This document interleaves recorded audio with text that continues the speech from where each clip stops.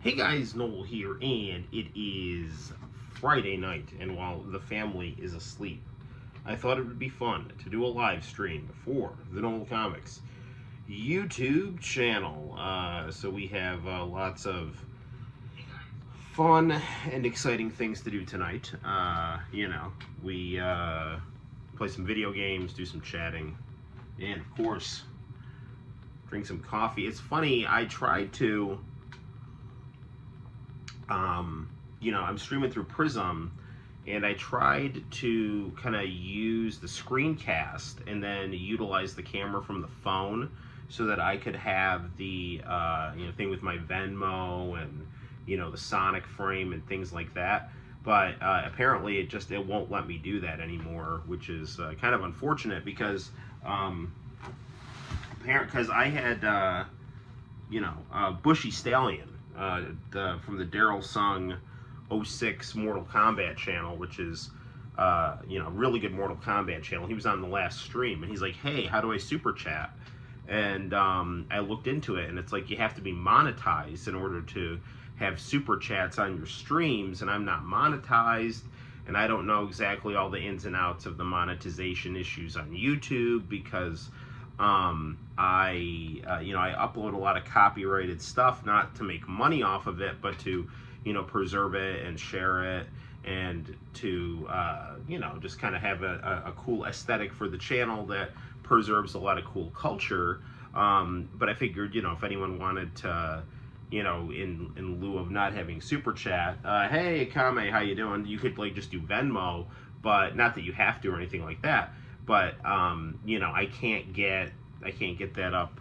Excuse me, I'm gonna try to zoom. What's going on here? Sorry about that. For some reason, my screen is a little weird. I can see the chat on my computer, but I can't totally see it on the screen. Anyway, Akame, how you doing? Glad to have you. I've got Mace the Dark Age on the Nintendo 64 going on the Trinitron, and we just got lots of fun, cool stuff we can play. So if you guys have any suggestions on what you would like to play, feel free, and we could totally get in on some of that action. Nice Smashing Pumpkins t-shirt, thank you. This is a really good album. 1979 is probably my favorite song from the 90s. That is, well, I should put it this way. My favorite song from the mid to late 90s that is not a rap song. So it's quality stuff. Of course, there is a lot of good J-pop from the 90s. So I'll qualify that again by saying it's my favorite non-rap song from the United States from the late 90s. So this was a good album. 1979 was awesome. Tonight was a good song. Smashing Pumpkins in the mid to late 90s was they were quite good. So good stuff. Well, I guess there's lots of stuff I could complain about. I don't know if I want to complain about. Normally I start off complaining about professional wrestling or politics or football, and then we end up getting into video games. And I don't know. I just don't want to get in a bad mood or anything like that. I'm just seeing. It's actually really interesting.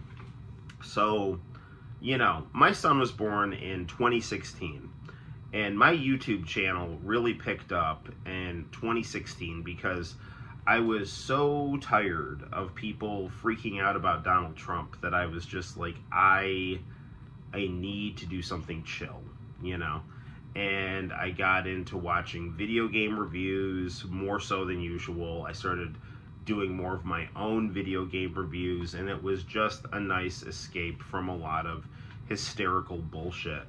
I'm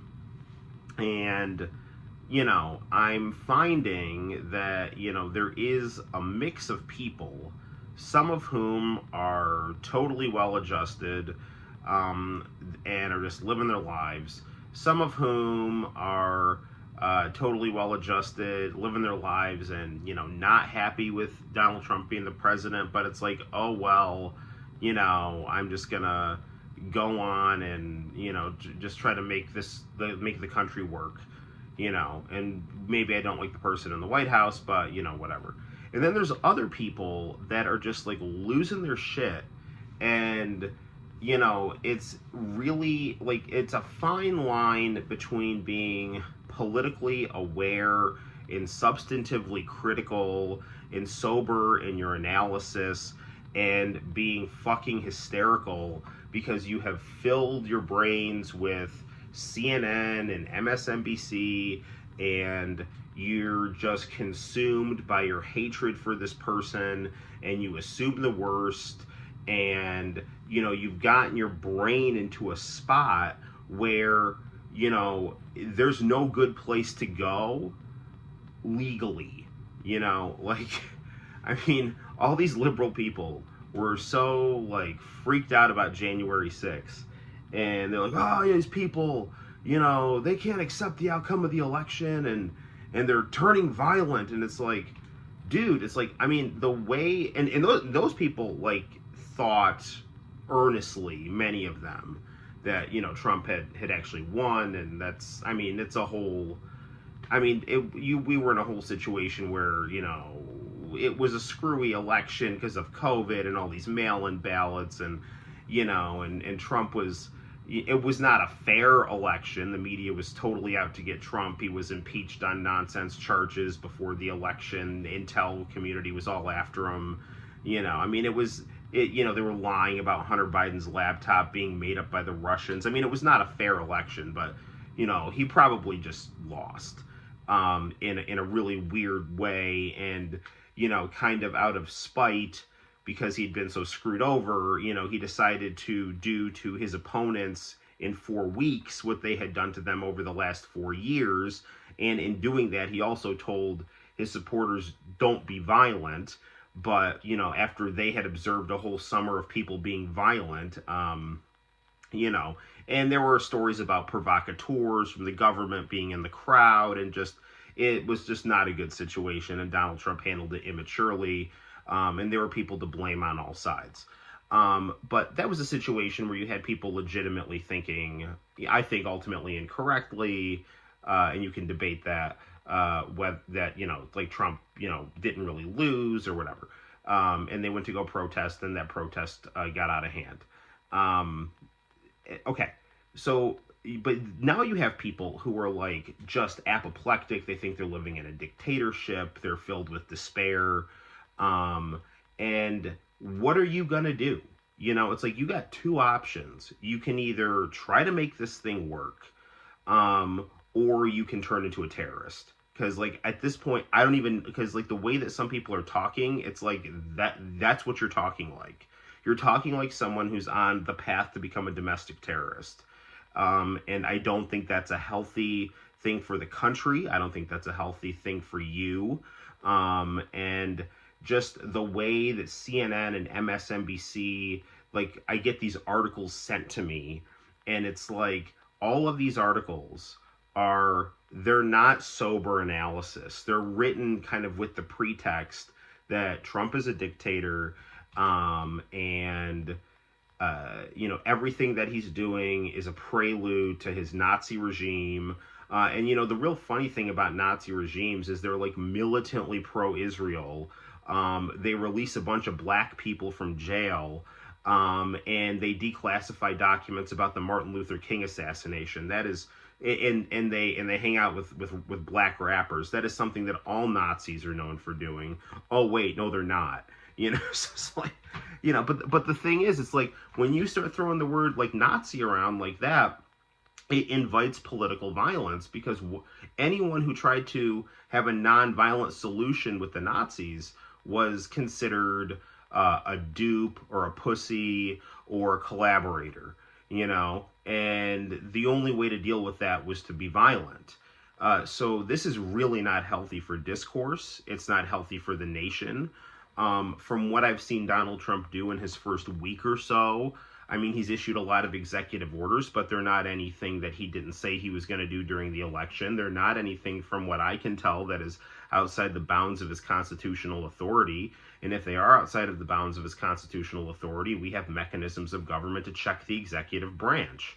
And that's what every person in America wants. There's nobody who doesn't want to, move away from the constitutional system of multiple branches of government, including Trump supporters, at least all the ones that I know.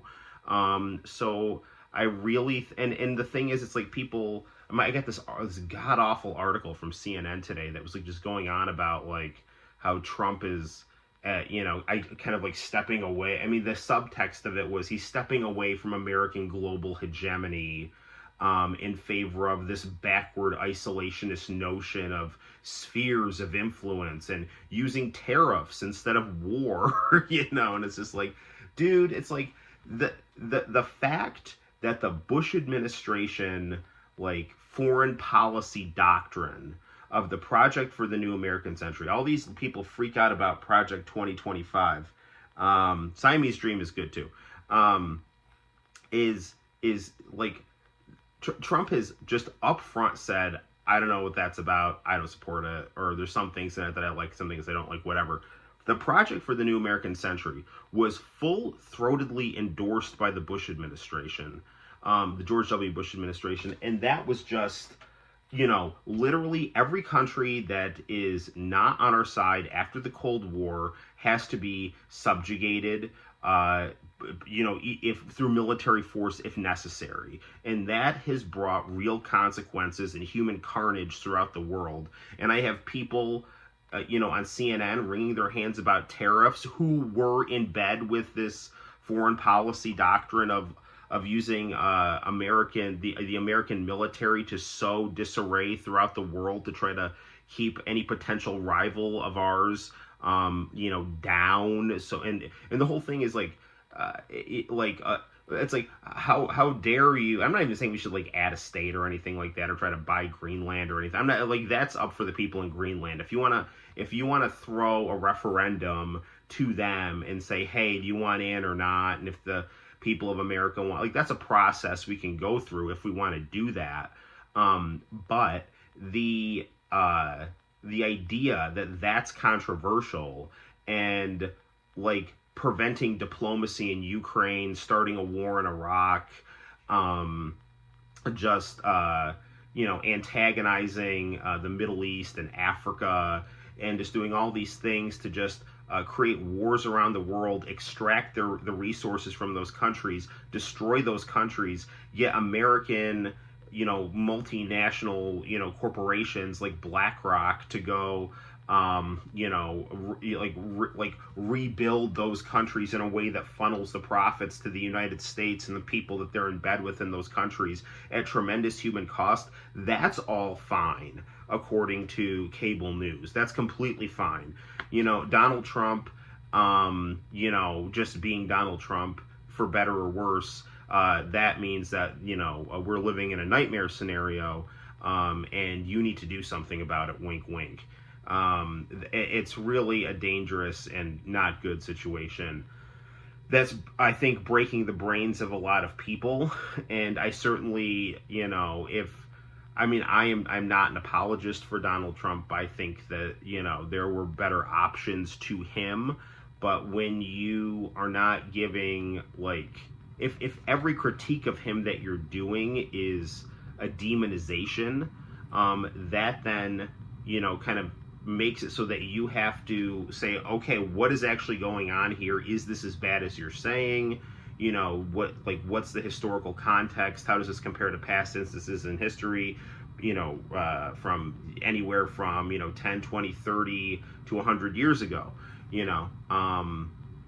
So, these are the kind of discussions that we need to have, and not just like, I hate this person, I want to think the worst about this person, and therefore, in order to reinforce my bias against this person, I'm going to create kind of a pseudo-religion in my brain, where I just am feeding off political hysteria.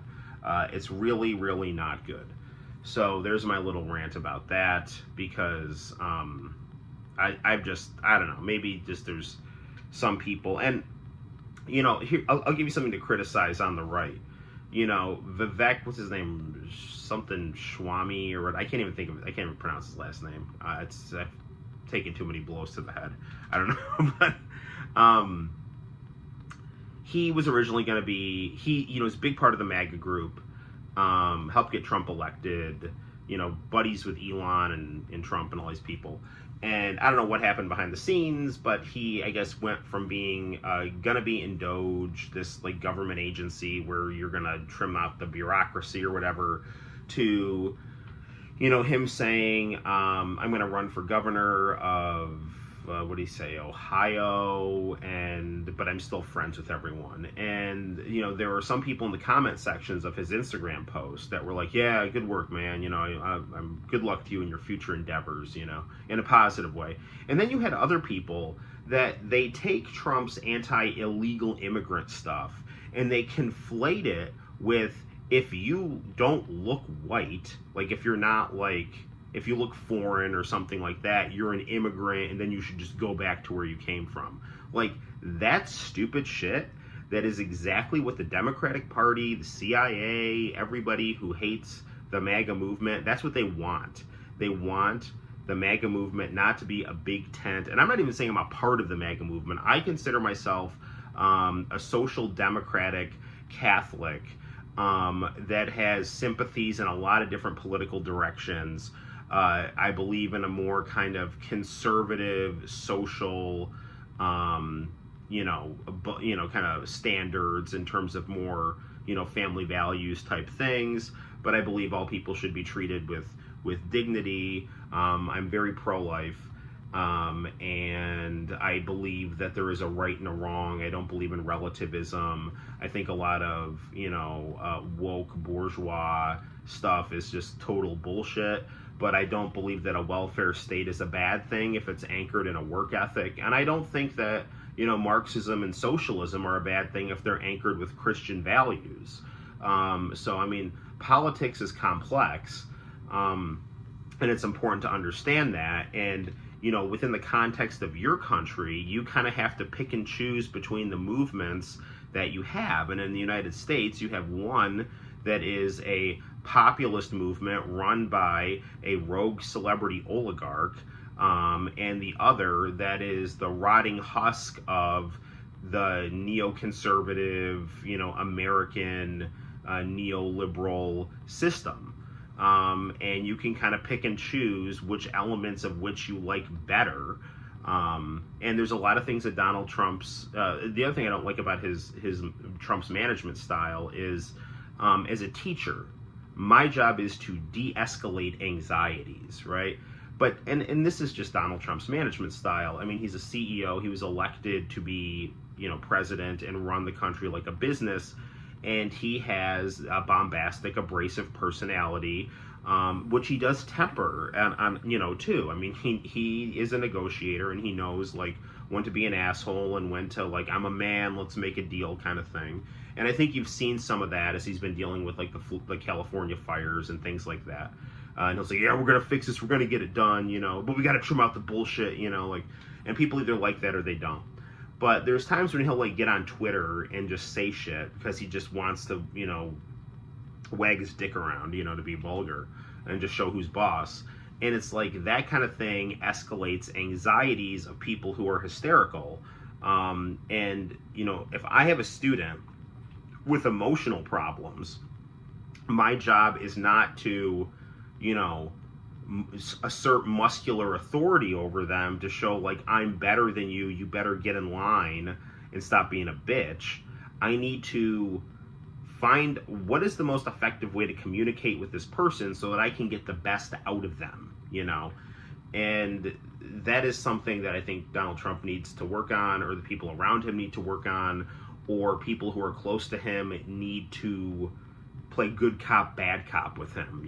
Like, if he's going to be the bad cop, then JD Vance has to be the good cop. And they're on the same side, they're presenting two sides of the same coin, but, like, that should be something that they work on going forward. It's like they're a unit, but you have different, messages being delivered by different people on the same team with the same goal, while being sensitive to the audience. I know there was that like female pastor who decided to just start giving a kind of an NPR sermon against Trump, and I don't think that was particularly helpful. Now, I will never side with a political leader over like Jesus or anything, you know, like that. 1,000%. That said, the way in which, like, if you were trying to create, like, say you've got like the head of a country in front of you, and he's your willing audience, and you're trying to communicate things to him. I mean, like, you got to try to like read that person and what's the most effective way to get through to that person. It's not to try to publicly embarrass that person in a self-aggrandizing way. It's like, so like, this is what Jesus would do with the Pharisees, right? Jesus would say, hey, look, we both believe in the Old Testament. You're doing this wrong. You know, like, we have the same goal, except you're not following the goal, right? You're worried about promoting yourself. Now, with someone like Donald Trump, you know, I mean, obviously Jesus knows how to talk much better than me, and he knows people's hearts, and that's why in the Bible, some people he treated with a soft hand, and some people he didn't. But reading Trump, it's like the way, in order to get something out of him, you know, just be respectful and deferential, but at the same time, like, don't be afraid to say, like, you say you stand for this. This would be, in my opinion, as an advisor, someone in an advisory capacity, a way you could maximize this goal in the best way. So, I mean, there's ways to kind of communicate with people, and it's not even being manipulative. It's trying to find common ground and build on that common ground, while at the same time saying where you're coming from, you know. So these are just all kind of my thoughts about what's going on in American politics. You can take them or leave them. I respect the views of everyone.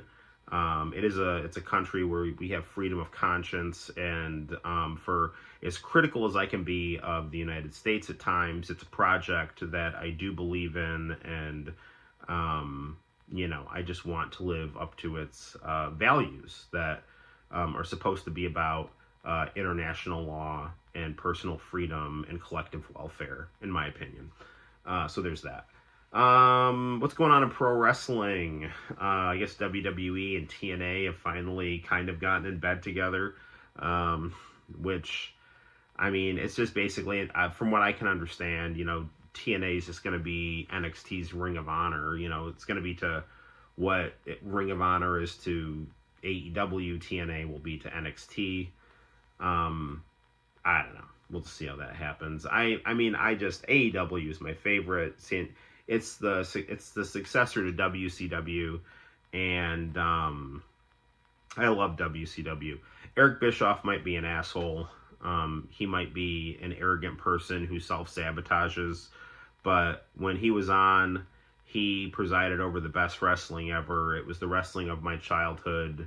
Sometimes I get kind of misty-eyed thinking about it, and to be able to share AEW with Santino, that kind of WCW style wrestling, and to have Santino enjoy that. And we watched WWE too. We were watching SmackDown tonight. That's you know, it's really, I love AEW, and I want that to succeed because I've bonded with Santino over it, and it is kind of the WCW legacy. So there's that. Football is this weekend. So my beloved Minnesota Vikings got exposed by the Detroit Lions, and then the Los Angeles Rams saw what the Lions did to the Vikings and just knocked them right out of the playoffs. Nick Darling, one of the viewers in the chat often, he's a big Packer fan. So he was like, you know, hey, the whole NFC North kind of just got exposed and looked like a bunch of jackasses. And, you know, he's basically right about that. But, so now I'm kind of stuck with the Buffalo Bills. So hopefully the Bills win. I'm from, you know, upstate New York, and the Buffalo Bills are a beloved institution up here. I never was really a Bills fan. I grew up a Cowboys fan, being a child of the 90s. Then all my Cowboys retired, and the team got really boring and uneventful. And then I saw the Packers kind of ship Brett Favre out to pasture. I got pissed off at that because, you know, he was someone who, you know, was from my childhood. And even though I thought Brett Favre and the Packers could be kind of annoying, he was kind of a nostalgic figure. And I was like, oh, man, he's your guy. And you're just kind of shipping him off to pasture when he doesn't want to go. That's kind of bullshit. You know, and then I started watching Brett Favre play on the Jets, wishing him the best. And then I just thought he was like, you know, it was my first time really getting to watch him play, and I thought he was awesome. And then he went on the Vikings, and I just kind of continued that, and I fell in love with the Vikings. And, you know, I guess this is the anniversary of that NFC Championship game, and I was just, it is the worst. That's just the worst sports game that ever happened. The late and malicious hits on Brett Favre continuously, that were not called, that threw the game in the favor of the New Orleans Saints. And even that interception that Brett Favre finally threw after a whole game of just getting his ass kicked repeatedly and getting up and leading his team and almost winning, the one pick he threw, which proved to be disastrous, was thrown off a broken ankle from all those hits. And the thing is, it's like, while that is a risky throw, it is a throw. If you watch the Cowboys game the previous week, it's a throw that scored a touchdown. So, I mean, in his mind, obviously he's thinking, yeah, I don't want to do that, retrospectively. But at the time, I mean, I'm sure he's thinking, I can't run the ball because my ankle's all messed up. And we're a little bit out of field goal range, and I think I can squeeze this ball in. And he tried to do it off an ankle that, you know, without a base that could give him enough, you know, zip on that throw, and it just got picked. And, you know, and Brett Favre is not gun shy. You know, that's not how he plays. So, but that game just broke my heart. It's the most infuriating game in the history of sports as far as I'm concerned. I hate the New Orleans Saints.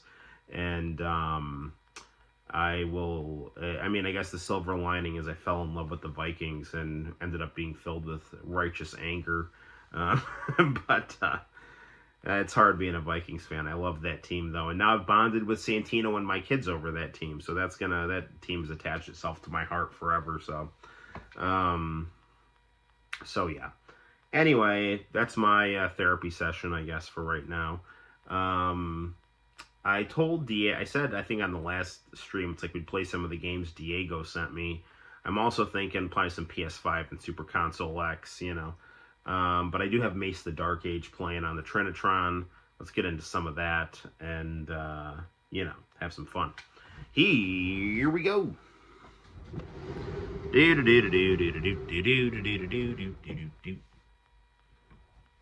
Just adjust our camera here.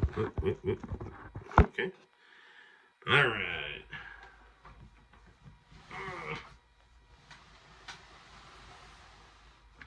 Hang on, guys. Just moving my laptop here so I can see the chat.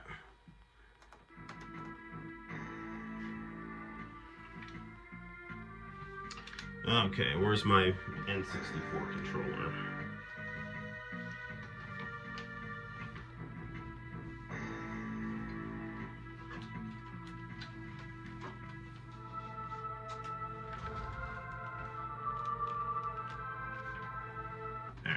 I think the game froze.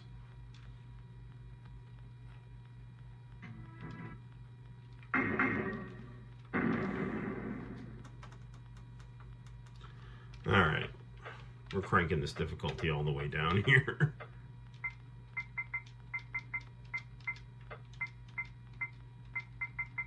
Easy.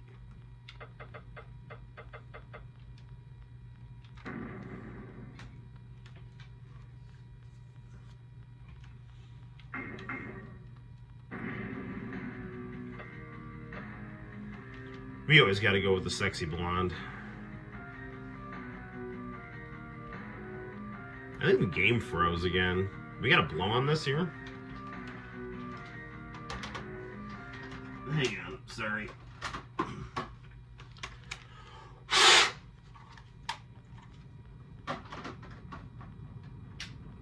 Okay, try it now.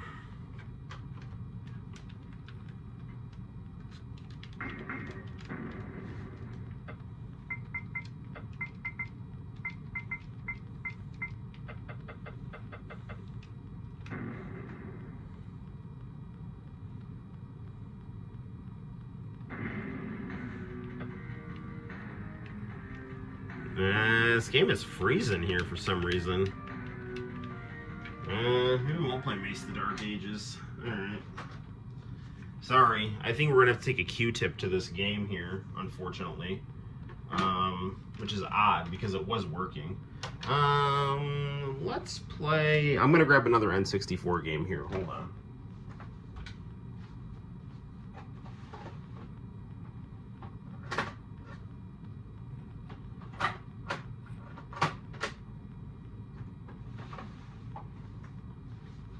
All right, we're gonna play some Goemon here.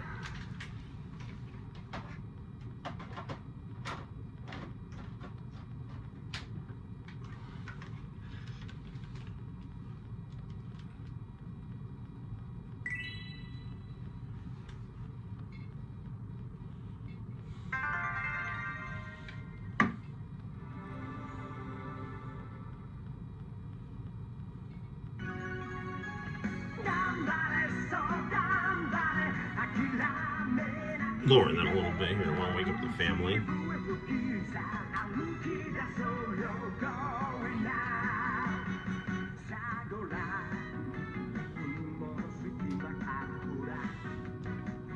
This sounds like Hinorobu Kageyama.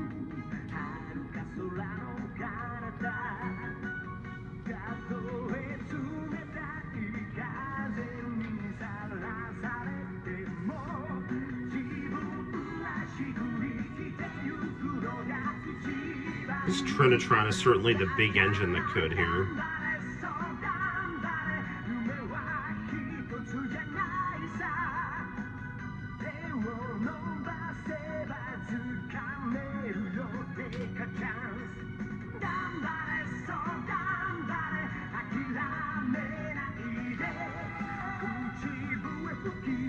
Maybe I should turn off the light in the game room. I might reduce a little bit of the glare here. Hold on.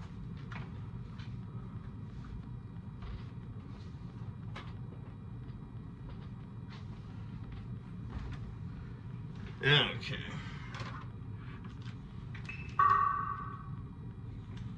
Yeah, there's nothing there. All right.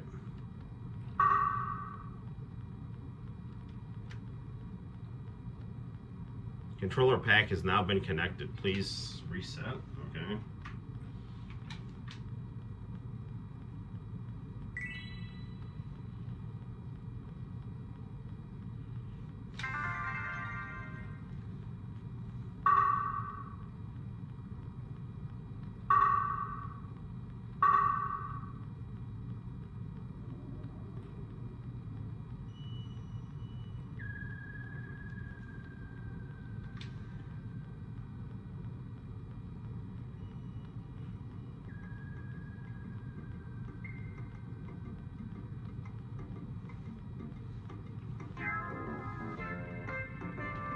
I love the sitcom vibe of Goemon.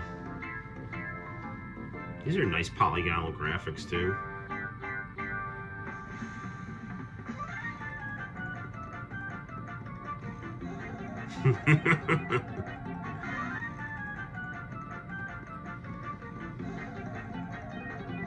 I used to watch the Goemon cartoon on the anime channel.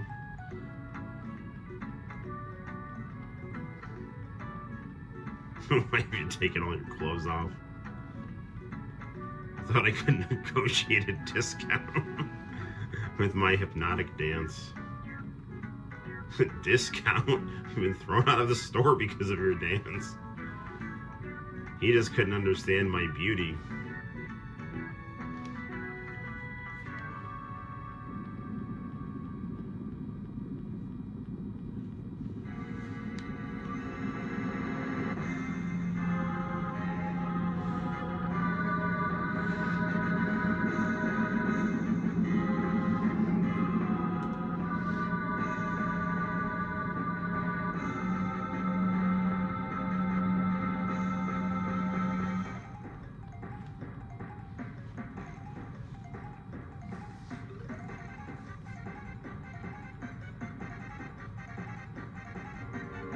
Going to Odio Castle.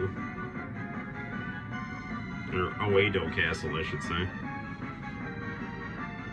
Hey, Diego!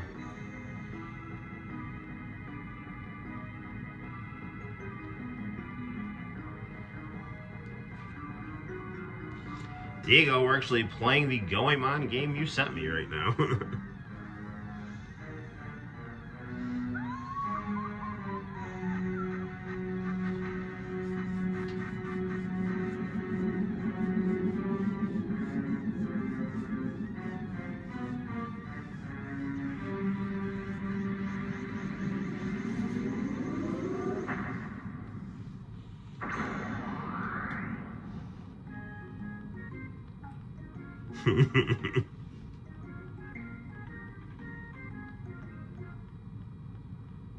It's that commotion outside.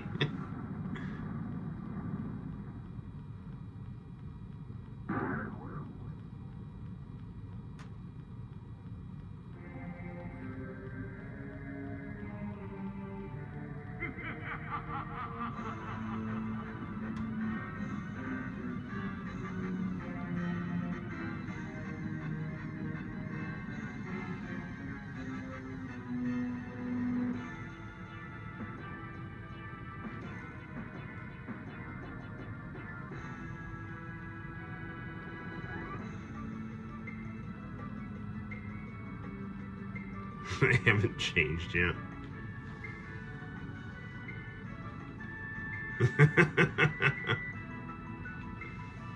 Good old Goemon. He's so cute.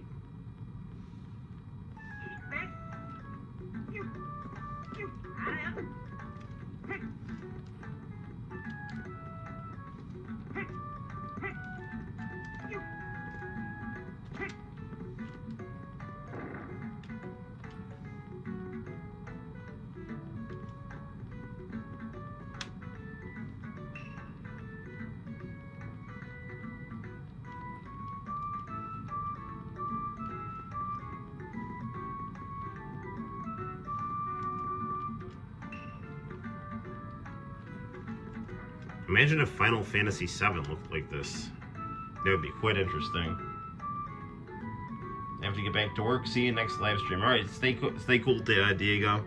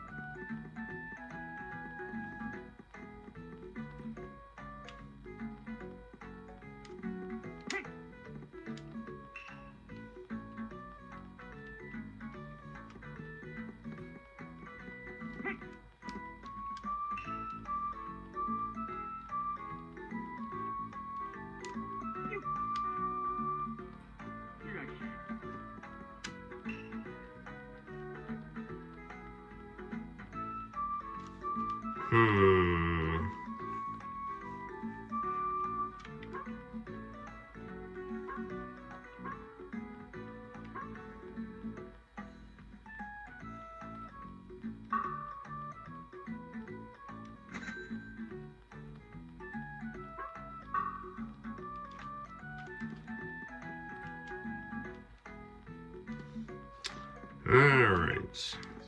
Baldy over here.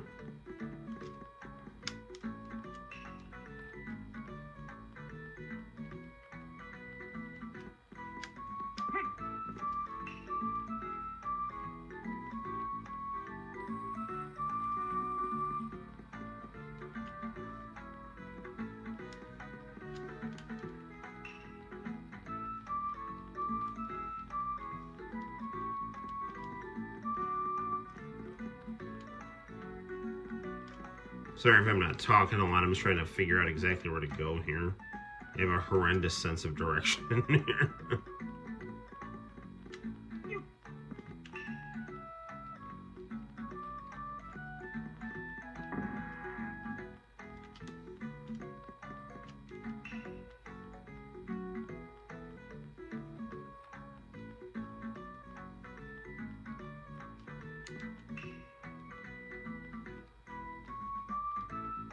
Get the super pass from the Lord.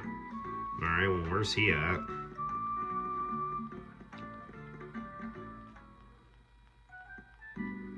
Ooh, coffee shop.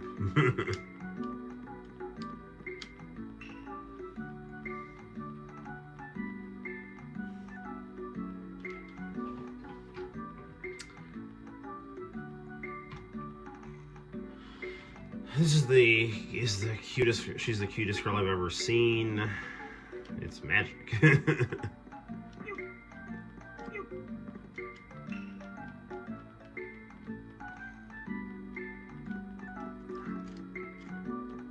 Where's this cute barista here?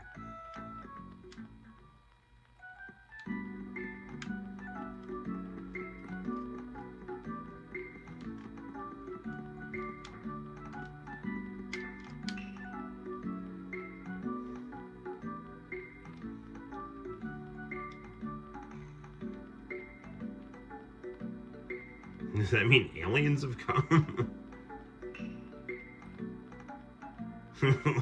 Aliens come to the coffee shop and try some dumplings.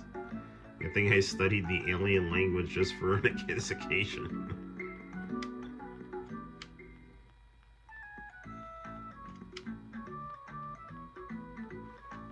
You know what? My, I don't know. My aesthetic OCD is kind of, bothering me here. I'm going to pump the color down a little bit here.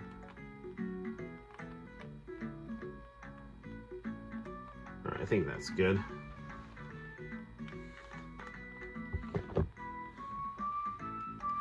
Alright.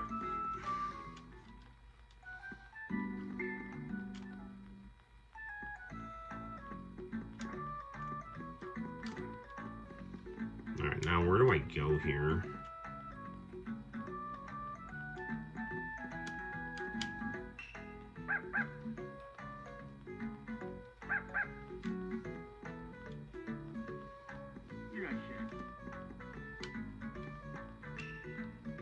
It's the general store again.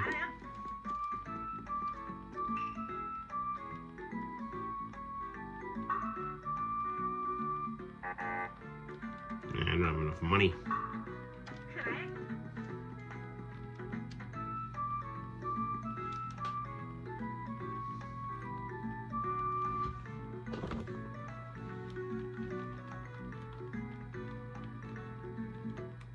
Sorry, I'm just trying to mess with the color here. Alright, that's good. This is why I can't have nice things. I spend too much time trying to optimize the color in my CRT.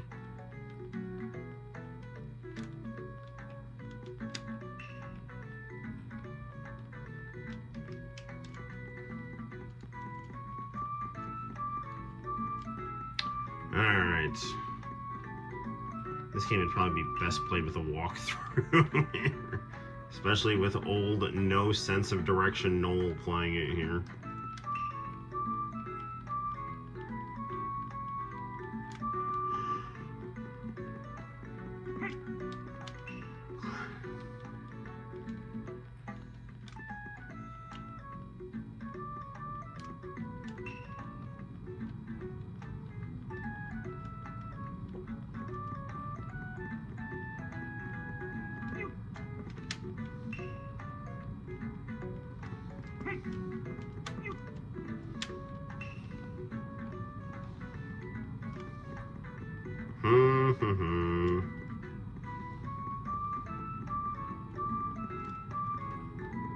Where's my buddy here? Has he gotten changed?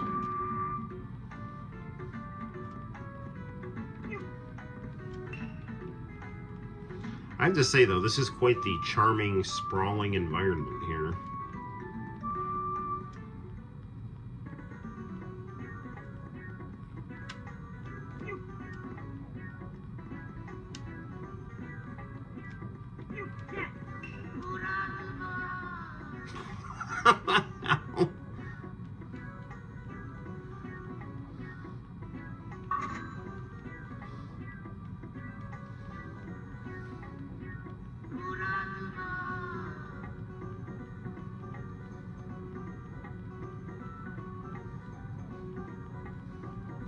Enter on the left-hand side when you face this fortune teller.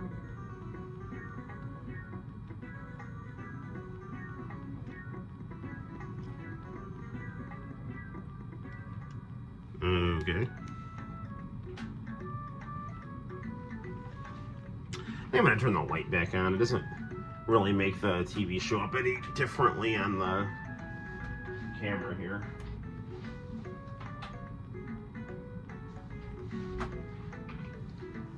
Okay.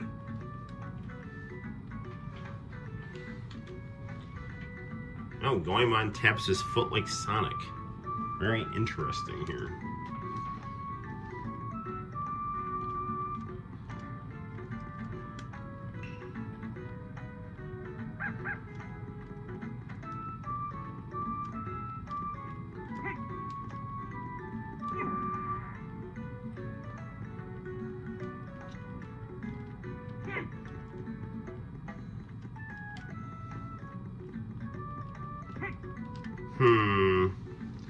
As much as I love this game, my sense of direction is really not good. I wonder if we should play something else. You guys probably getting tired of just watching me run around in a circle here.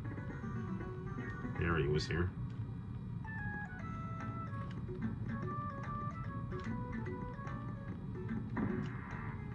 No, I'm pretty sure. No, I'm pretty sure I have to go this way. I guess I'd go to the left-hand side.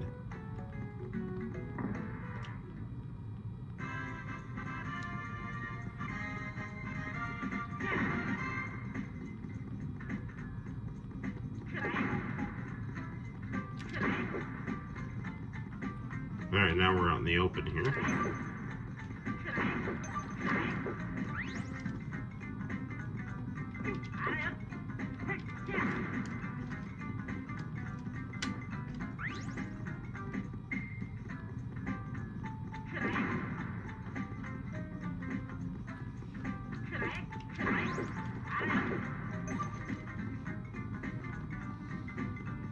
I'm pretty sure I have the original Goemon arcade game on the Switch. I might have downloaded that for a few things.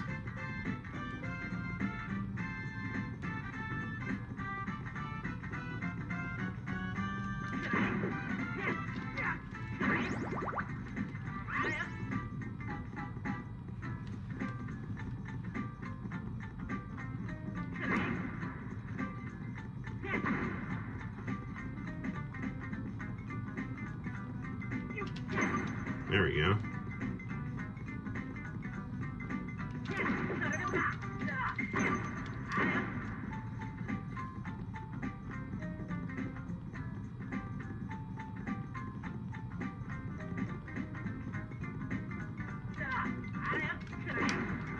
Come on, go away, Brian.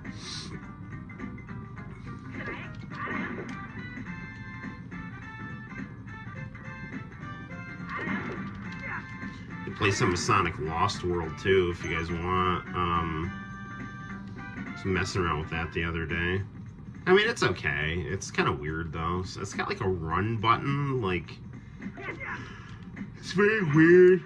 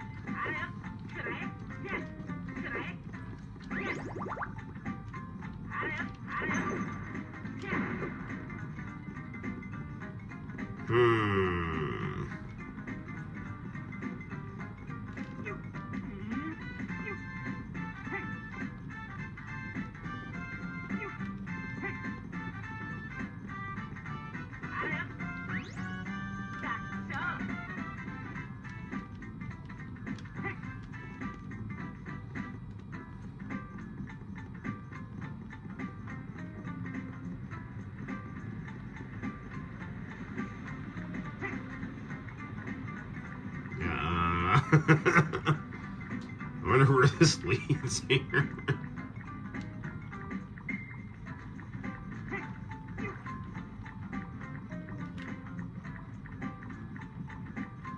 Do do do do do do do do do do.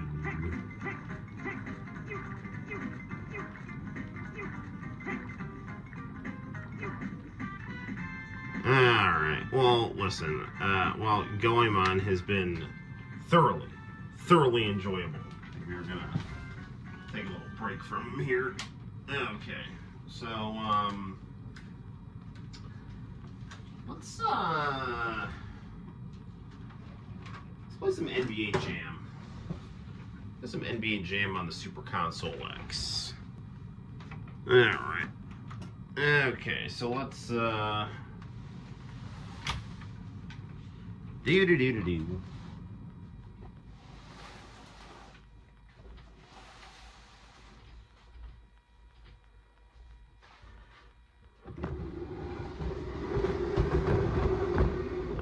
The Super Console X. Always good for our streaming needs.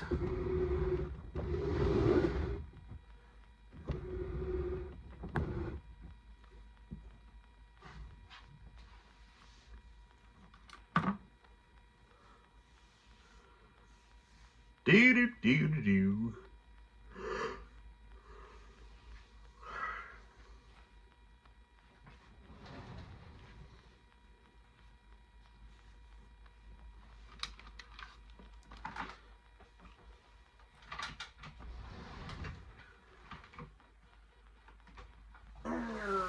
Okay.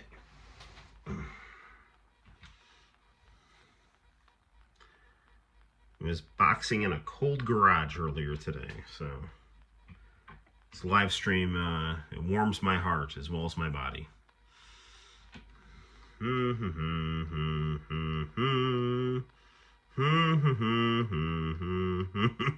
don't know why I'm singing the national anthem. Alright, where's Mame? Mame. Okay. Ooh, we play Captain America and the Avengers. I can't move.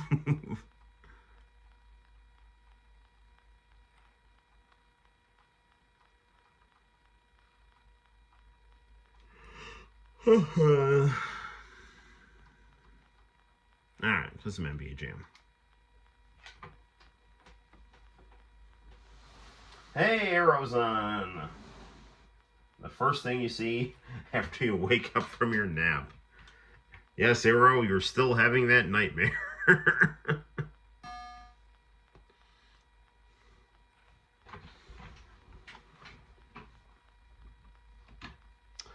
We went on a political rant, talked about pro wrestling and football.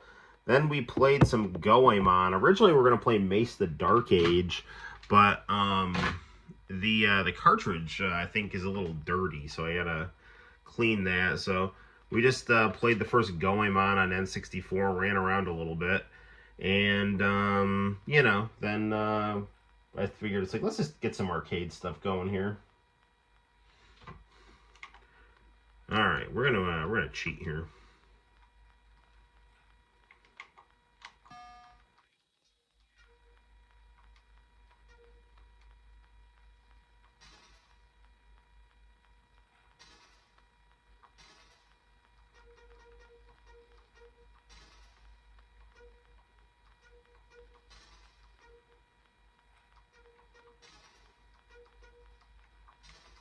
Extra easy.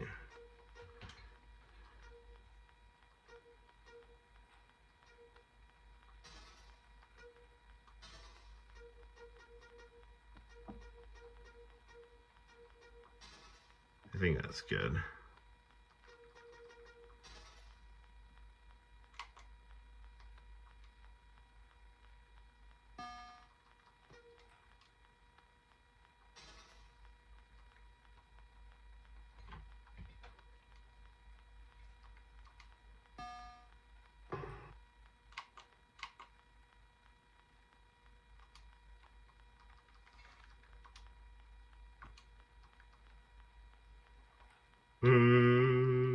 Infinite turbo on. Here's the tip.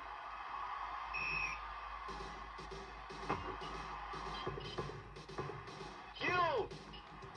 Head fake. Johnson. Alright, stay in school. So business as usual, yes.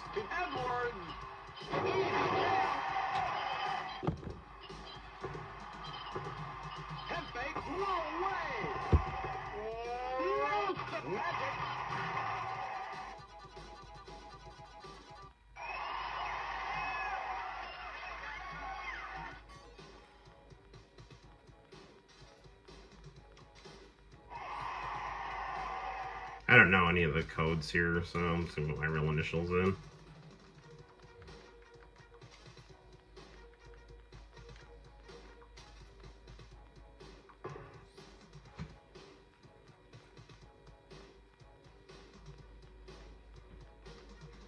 Playing on the Bulls here. Tonight's matchup, Bulls versus Mavericks.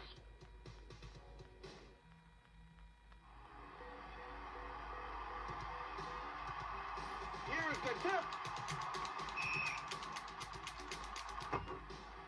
To Harper. Head fake. Great defense. Pippen. Intercepted. Gasolino. Net. Head fake. Gasolino comes away with the ball. No, yeah.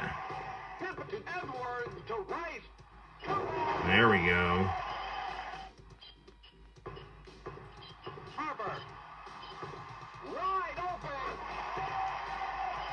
So, fun fact, my mom actually taught Horace Grant's daughter. So my mom knows the daughter of my teammate here, who is apparently real-life best friends with Scottie Pippen, Michael Jordan's lovable sidekick.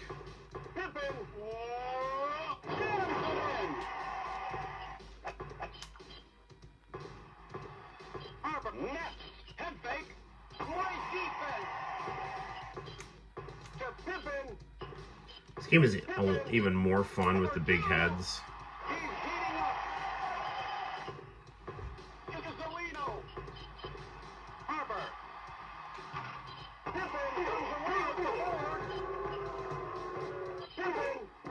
I'm on fire. Rejected. 1 minute to go.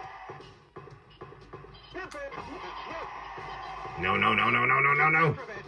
Nah, darn it. Mavericks down by 2.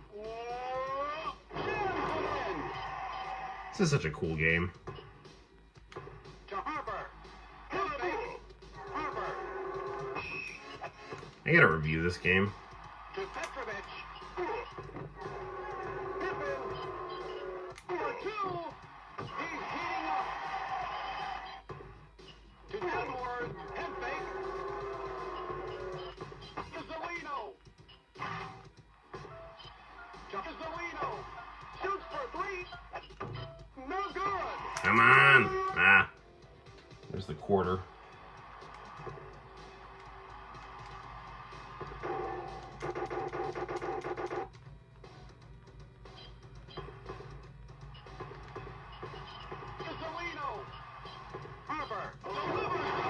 The thing I like about playing MAME on the Super Console X is it's got a bunch of cheats on it, so I can really just screw with the game at my own desire here.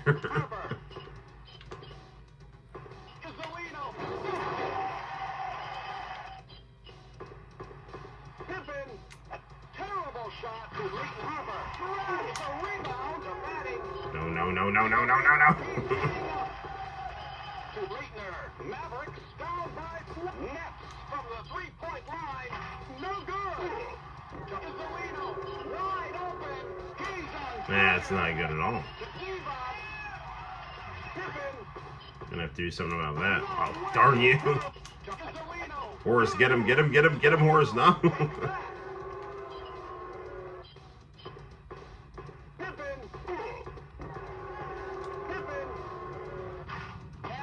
Come on, shoot the J. Shoot it.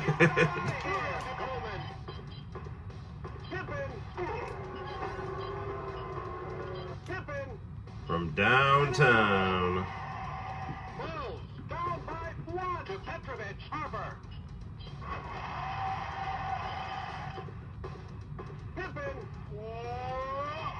There's the Jordan dunk. I heard there is a version of NBA Jam with Michael Jordan somewhere. I wish that ROM would get leaked online. That'd be awesome.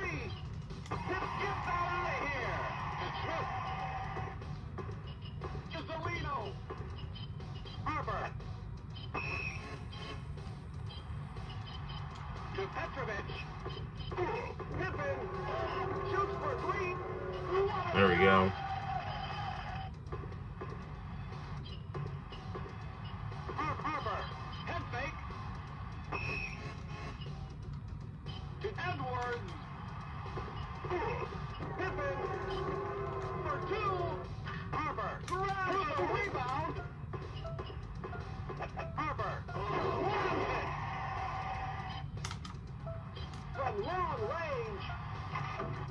Ah, what are you gonna do? Give it a shot. Ooh, halftime report.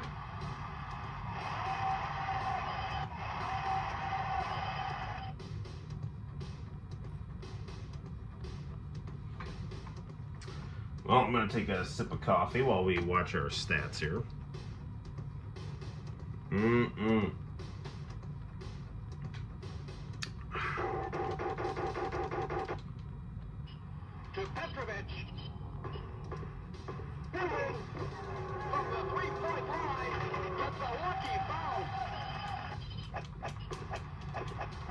One of my favorite YouTubers, Patman QC, has the NBA Jam announcer introduce him with his videos at the start of each video. It's like, it's Patman QC. Mavericks up by 5. Pippen. One hit to Leitner. Harper. Get that out of here. Launches a shot. What are you doing? Grant. Boom. Shakalaka. Harper.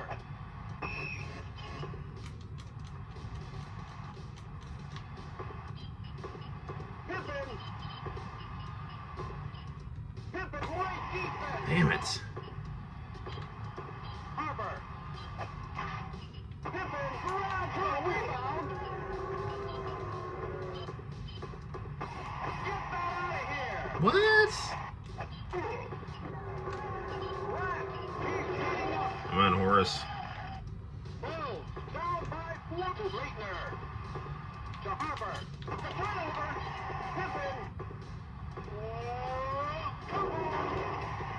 Alright, we got the lead again. The turnover. 1 minute to go. To Pizzolino. No. No way for Pippen. Pippen. Ugly shot. No good. Pizzolino. Boom. Shakalaka. Oh no, they pulled ahead once again. Pippen. And now I'm gonna do that. Puts it in.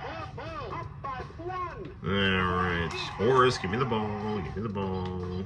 Pippen. It's my game. I can be a ball hog. No good. Horace, get it. That's a buzzer. There we go.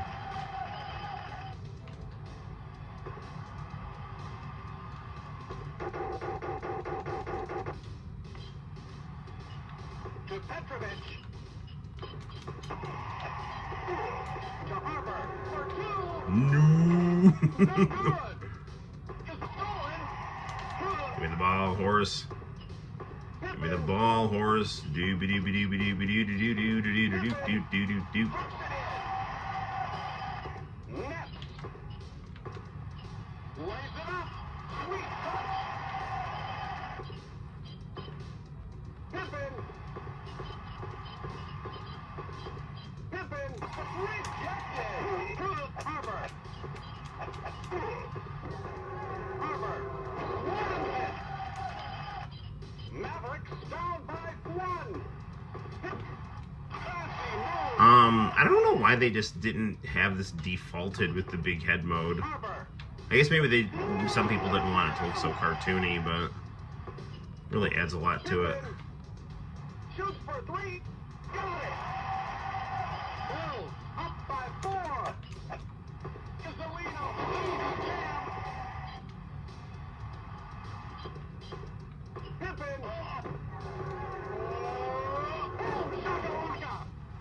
ride horse, my bespectacled friend. Give me the ball. No, no, no, no. Mavericks down by 2 from downtown. Yes! Diva, 1 minute to go. Harbor. And it's good. Oh, yeah. 2 can pound. No. That is some nonsense right there. The score is tied. He shoots from the outside. Damn it. Harbor. Harbor. Rejected. Harbor. 24 seconds and I'm dunking the ball. Harbor. Ugly shot. No good. Isolino. Pippin. Yes! Buzzer beater! Win the game. That was fantastic. That was fantastic. Yeah, my friends, that's how you win a game right there. Thrilling is what that is.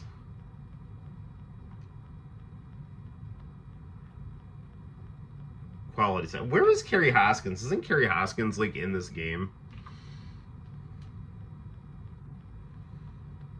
I know she's like a cheerleader. Maybe it's just in like ads or something.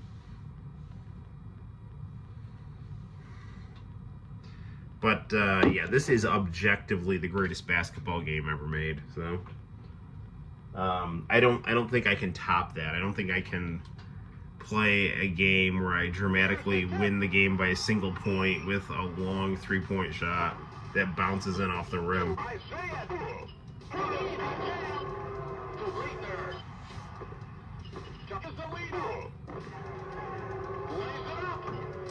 Like how it advertises Mortal Kombat 2 in the background. Harbor, head fake, puts up a brick to Harbor. Harbor lays it up. Fancy move. Stay in school, kids. 90s style. I love this game. Well, so do I. It's a quality game. Alright, let's play something else. Oh.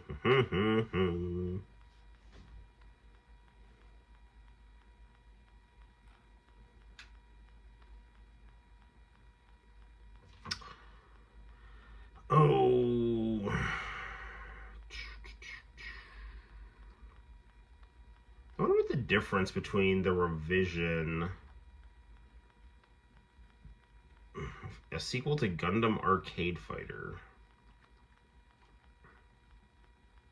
I kind of want to see what this is. Check out Gundam EX.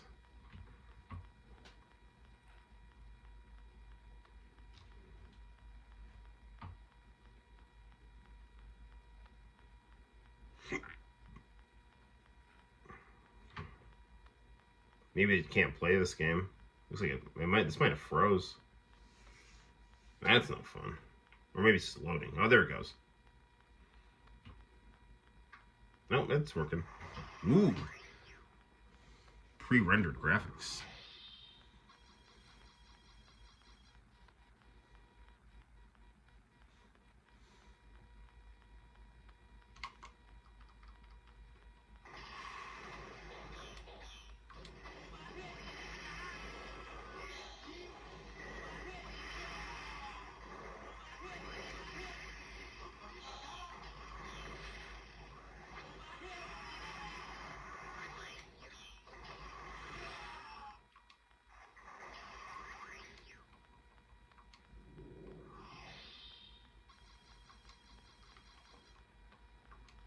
Alright, well, I'm going to cheat at this game and give myself infinite health.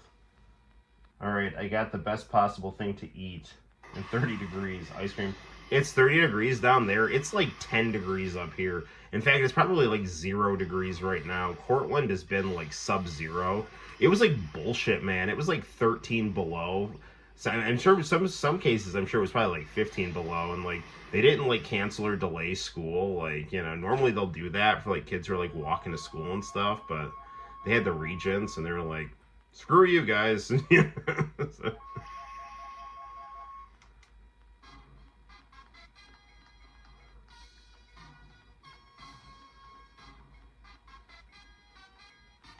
yeah, we're going with the Gundam here.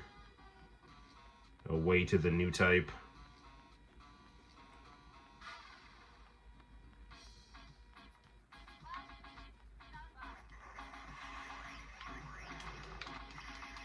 This plays well. This is slick.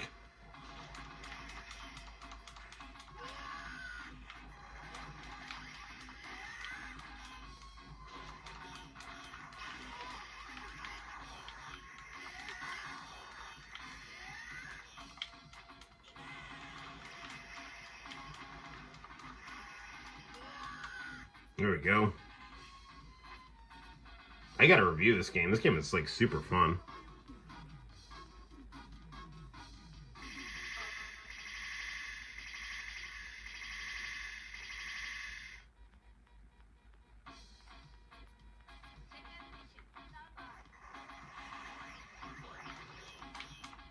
It's just a joke with my friend that in like the original 70s Gundam, when Amuro would kill someone with his Gundam, the Gundam would do a disco pose. You know?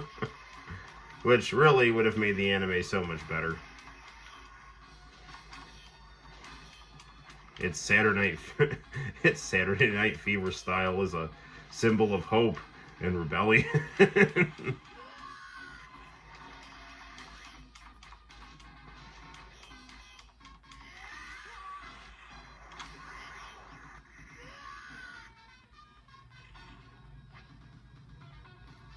It's like that every year it snows. First few days of whenever it snows here, I always think the worst, and I feel a bit sore. I'm actually happy we're getting a nice cold winter. It's been kind of mild recently. I love winter. It's actually like my favorite season. So nothing like having a cozy cup of cocoa and some video games and watching some snowfall outside.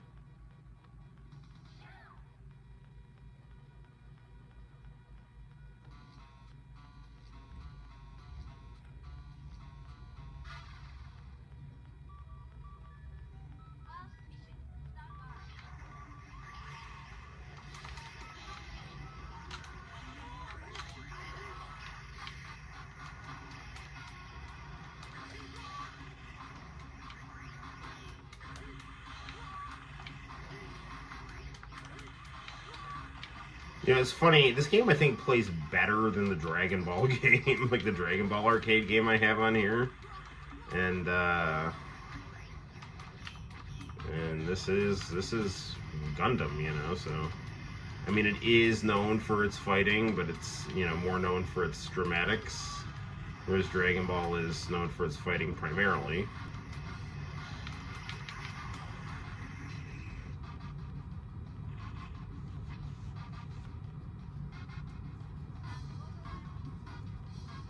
We have a snowblower. I'm out for out of all four of the ones I'm most fond of.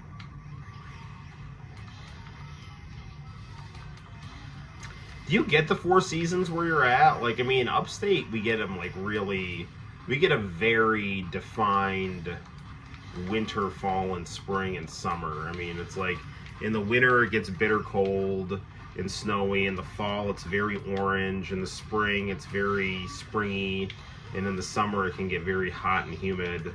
So it's like you really get a very good, I mean, it's not like apocalyptic or anything, but you get a pretty good sample of everything, you know. And you know, White Christmas is my favorite, you know. Just my birthday's right before Christmas too, so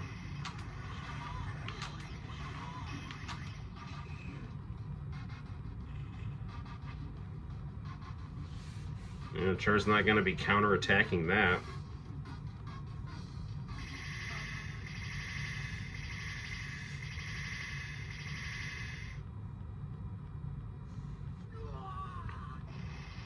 We just have to fight. We have to.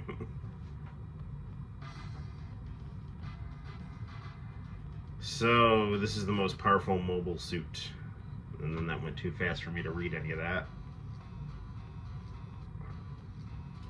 We're fighting Wilfred Brimley in the Goth.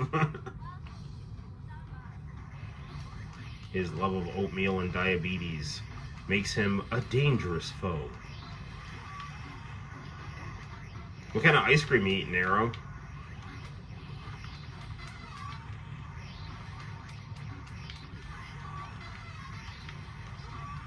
Yeah, this guy's being super annoying.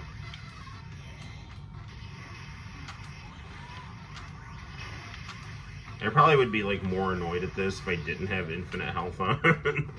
Really helps take the edge off. Coconut ice cream, that sounds really good actually. I'm actually thinking about having some sweet and sour chicken. Retiring to the kitchen. Retiring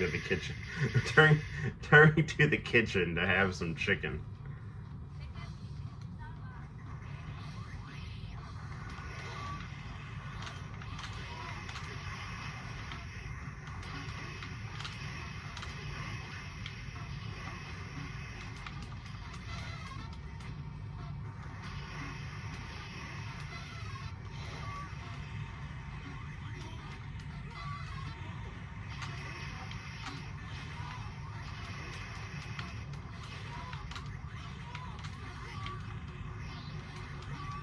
Come on.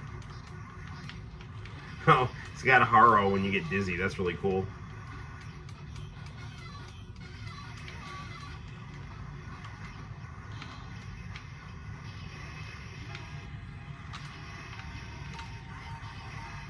Hey, Arrow, do you ever watch Pandemonium? Pandemonium's videos about Sega Saturn? They're really good.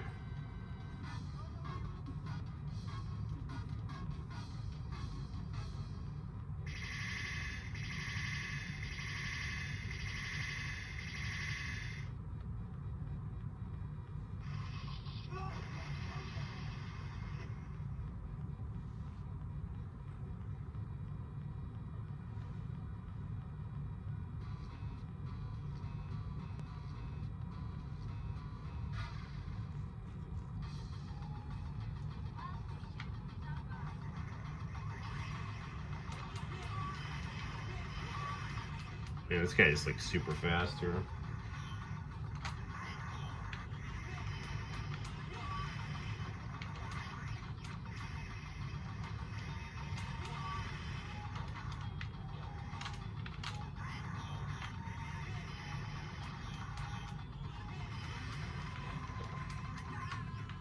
Do do do do do.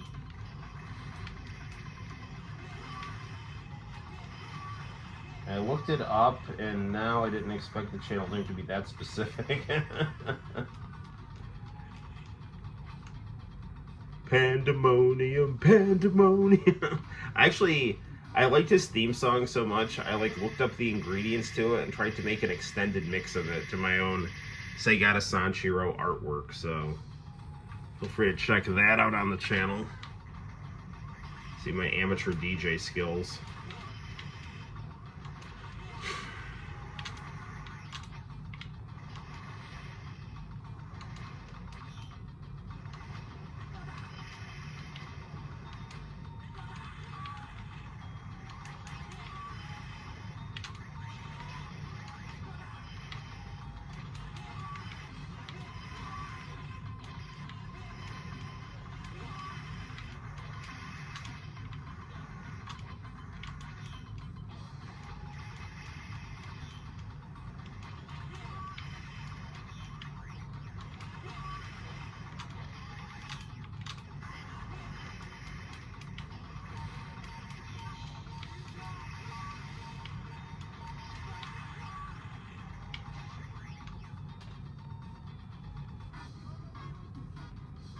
Sounds like a good channel to put in the background.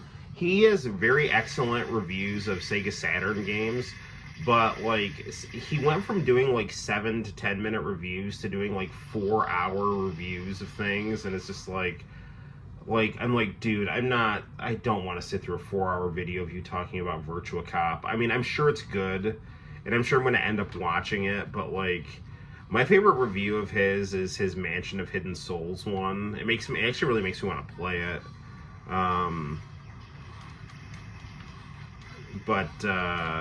Yeah, he's excellent, and they have a lot of really good just information about Sega Saturn. He has a great video about this document that was found in an like eBay listing that was about like Sega's financial issues in the late 90s. And it's just it's a really good primary source of all the stuff that was going on, you know, at Sega in 1996 as they were trying to combat the PlayStation. And, you know, I mean, it's really interesting because there's always this like back and forth, like who's more to blame, Sega of America or Sega Japan. And I mean, Sega of America at times I think acted like arrogant assholes, and Sega of Japan really, when it came to Sonic Extreme, was not good. I mean, that really is their biggest mistake, was not really putting a lot of good Sonic team members to work on Sonic Extreme. Or like there are certain things that Sega of Japan just didn't understand about the American market, like needing to launch with a Sonic game, needing to have a competitive price point, you know, needing to launch at certain times of the year, you know. And so there's like things like that, but then, you know, there's other things that Sega of America would do where it's like they just kind of go into business for themselves, and you know, it's like, dude, you're like the vassal, like you're not the lord, so like you have to be more deferential at times. And especially with the creation of Sonic, I think there was a lot of arrogance that was off-putting for, you know, Sega of Japan. And you know, and the thing is too, it's like people like, there's like Console Wars is like the big book that everybody reads, and it's just like they read that and they just think, oh well, Sega of America can do no wrong, and Tom Kalinske is actually Jesus, you know, and it's just that just not the case, you know. But I mean, there was a lot of stuff that Sega of America did right, but they were not as good at making games as the Japanese, and you know, they and you know, some of their success was overinflated because, you know, when you look at the books, a lot of their profits were just washed away by having to rebuy unsold Sega stuff from department stores, you know.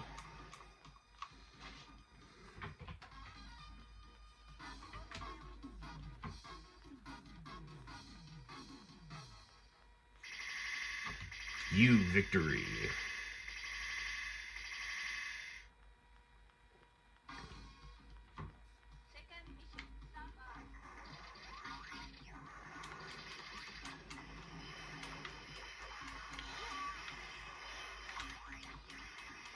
I think the Act guy fights like M. Bison. He's got like his own Psycho Crusher.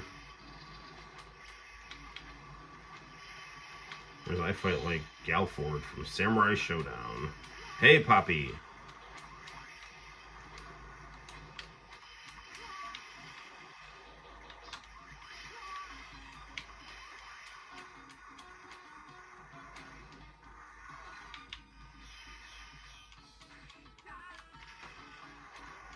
There's a really good video on the Pandemonium channel. It's like a homebrew contest for Sega Saturn games, and it starts off like a Godfrey Ho Ninja movie. And there's this one Godfrey Ho Ninja movie where the good ninja, he like answers the phone, and it's like a Garfield phone. So like the guy who hosts the channel, like the phone rings and it's a Garfield phone, and he picks it up, and then like the bad guy from the movies on the other end. And he's like, you have to give me the Ninja Crystal. And the other guy's like, sir, this is a Sega Saturn YouTube channel. The lack of an actual Sonic game on the Saturn was a big factor to its downfall, and I think that's from the Western end. Well, you know, like, the Western end tried. There was a lot of massive disorganization in the early going of Sonic Extreme. And, you know, I think they were overly ambitious and underskilled. And then by the time they really started getting things starting to work on the Sega Saturn, you know, like it was like the two top programmers got like really mortally ill because they were working so hard on the game because they were trying to compensate for the past screw ups. And Yuji Naka really sabotaged the project by denying them the use of the Knights engine. That was absolute bullshit. Because all they had to do was, you know, just credit him and the Japanese Sonic team for that. And he just, out of spite, would not let them use that by, you know, the accounts. Because they'd asked for the Knights engine, they had it, and then they didn't. So, I mean, that tells me that, you know, that syncs up with the idea. And plus, there's, you know, all kinds of rumors that Yuji Naka can be a spiteful prick. So that kind of tracks, I think, that he'd rather sabotage the Sonic project on the Sega Saturn so that he could kind of make his own whenever he felt like it, which was just horrendous for the American Sega Saturn. You know, I mean, there were other things that hurt it too, but I mean, yeah, I mean, like the higher price point than the PlayStation, I think, certainly did not help. And its really weird advertising did not help. Eventually, it was competitively priced to the PlayStation, if not priced better than the PlayStation. And like the games on it were just as good, if not better, than the PlayStation. There were just early 3D games that, you know, were not quite as good as graphically as on the PlayStation, but you know, then there were games on the Saturn that looked better than the PlayStation. So it really just depended on how your programming skills were. And Saturn has had a lot more awkward, you know, kind of programming skeleton to it. But, you know, by various accounts, like it actually it had a lot higher potential than the PlayStation. And we saw that with certain games. So, yeah, but, you know, the fascinating thing I learned from watching Pandemonium's channel was that Bug was actually supposed to be a Sonic game. Is that, and this is to Sega of America's credit, is they're like, well, if Sega Japan's making Knights, we need to hurry up and get a Sonic game for launch.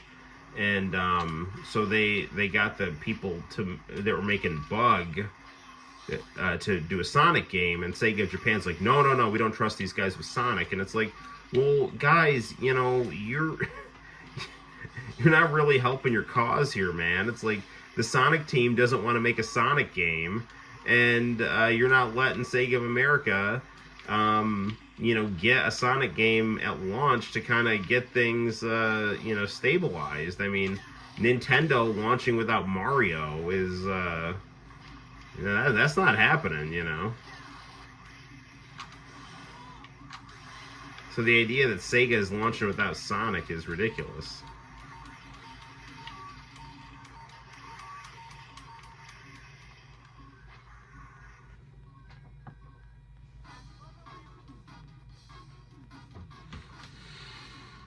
I remember when I had my Sega Saturn, I mean, I was happy with Sonic 3D Blast. I just, you know, knew it was not quite as good as the 2D Sonics, but I mean, it was different and it was fun to play. I mean, Knights was very good.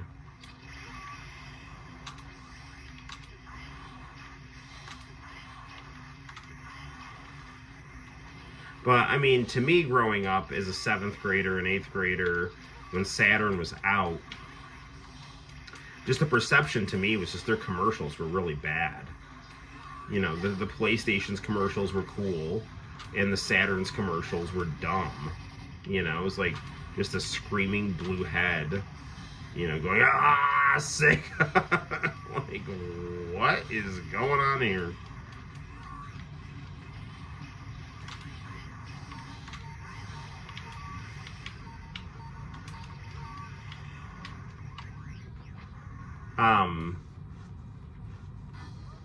But, I mean, I loved my Saturn, so.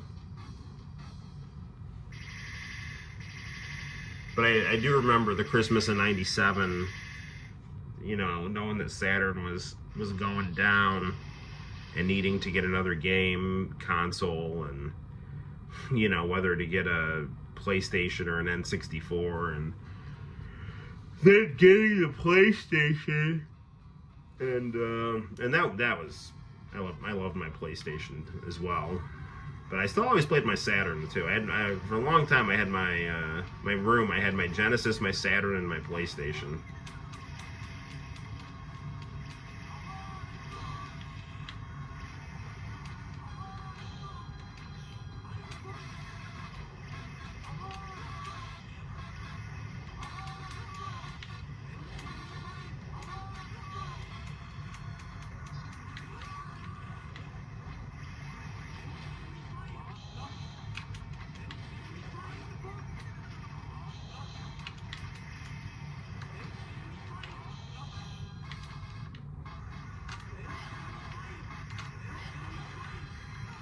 There we go. You know, some people say that cheating at video games takes the fun out of it. Not for me. Nice, relaxing playthrough.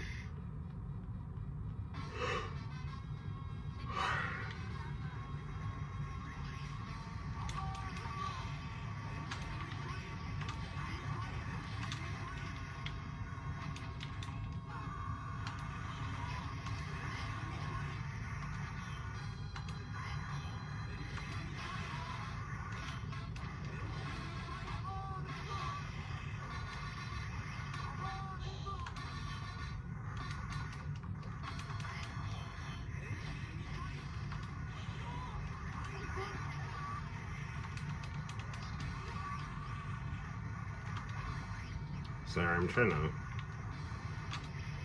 I need my special move here.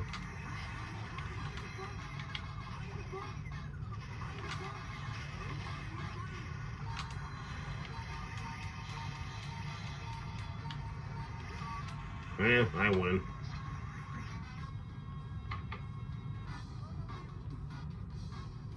Yeah, if it's single player, it's like, who cares? I mean, obviously, if you're playing, like, competitively, that's something different, you know?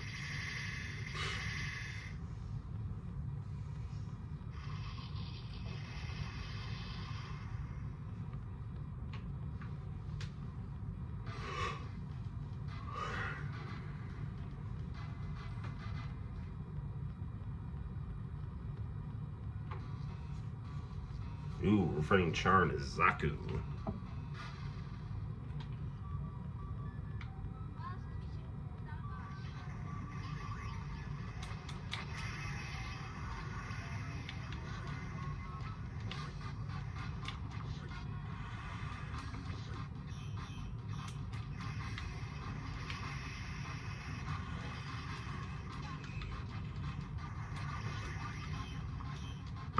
I really like Char's counterattack as a movie, but I really didn't like how they had Char be a bad guy after Zeta Gundam, because I thought he was so cool as a good guy in Zeta Gundam. Yeah, I mean, if someone's cheating in like a multiplayer game, you know, I mean, unless you're like, unless everyone is just equally screwing around, you know, like with like things to like enhance your aim or something, like, you know, like if everyone's got aimbot or something like that and they think that's kind of the fun way to play, like that's cool. But if like someone has that and they don't know, like, yeah, that's bullshit.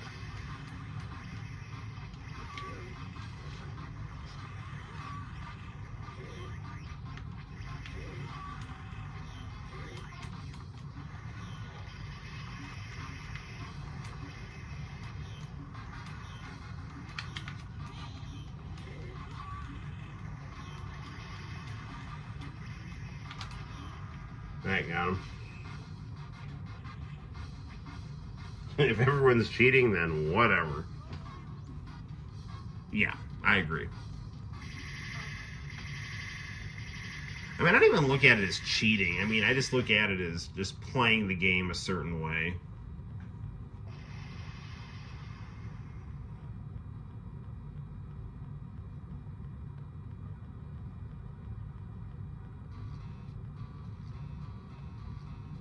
Oh no, I have to fight myself.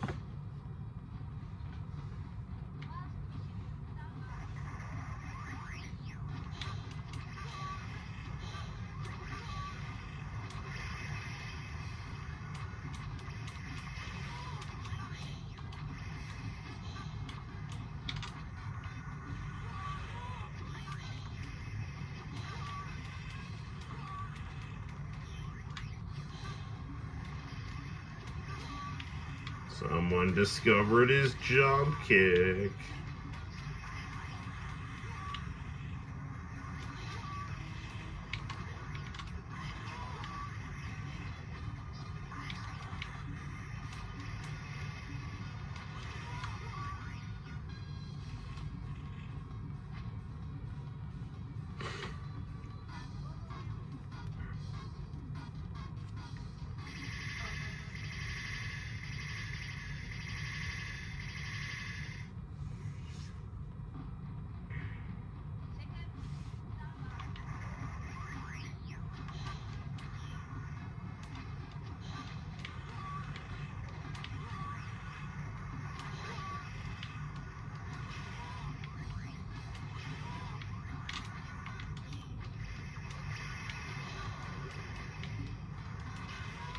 Santino was playing Kaiser Knuckle the other day with the cheats on, because that game is notoriously insane.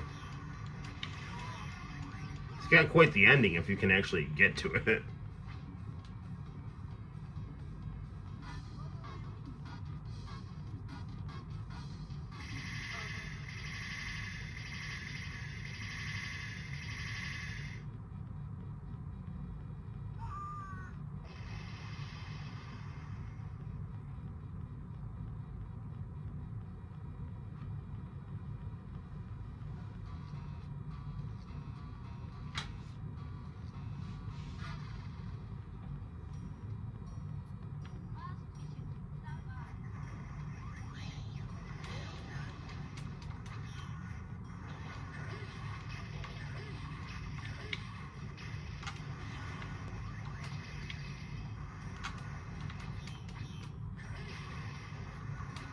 Mm-hmm.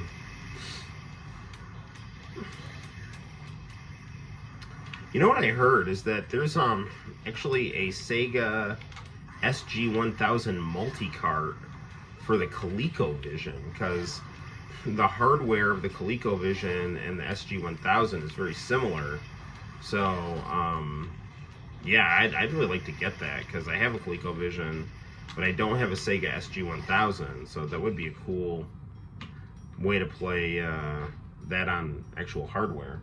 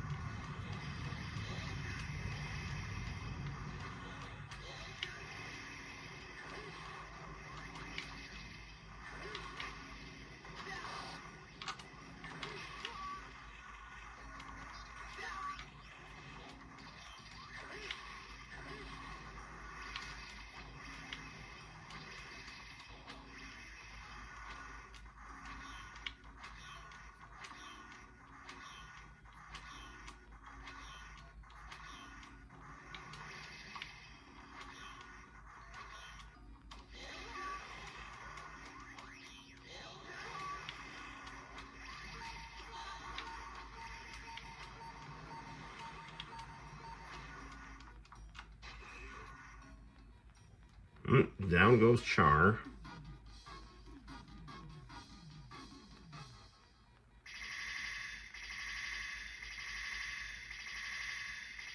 Is it a one-to-one replica, or are there a few things that differ?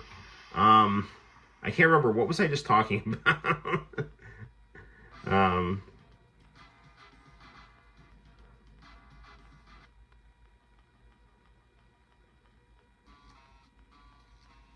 More Char.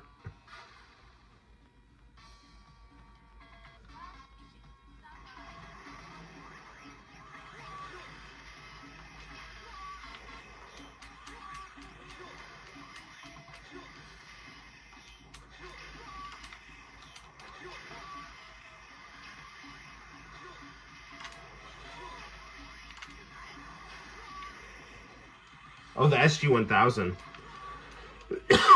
It's just a multi-cart that you can plug into your ColecoVision. Like an actual ColecoVision.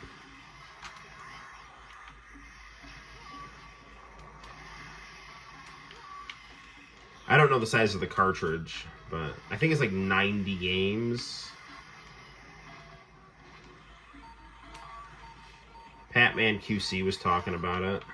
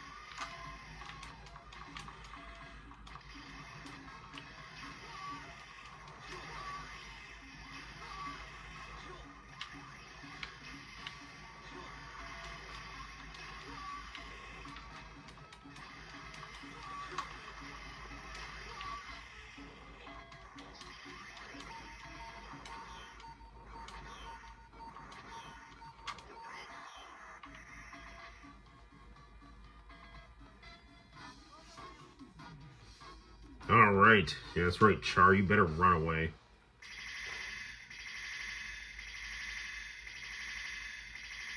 Kind of reminds me of the PSP could emulate N64 games. Interesting. I didn't know the PSP was particularly well suited to the N64.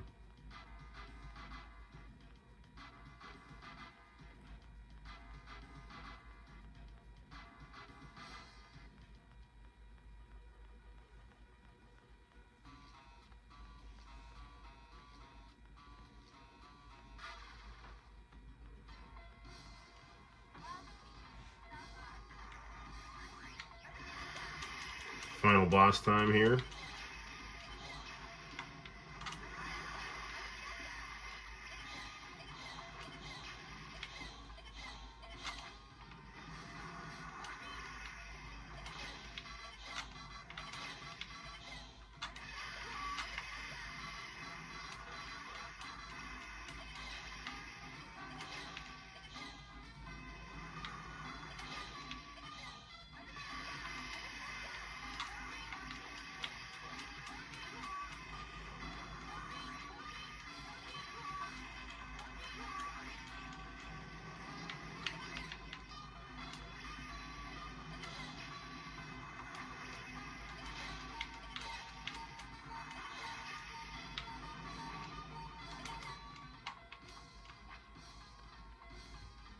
Alright, one more Dolmel.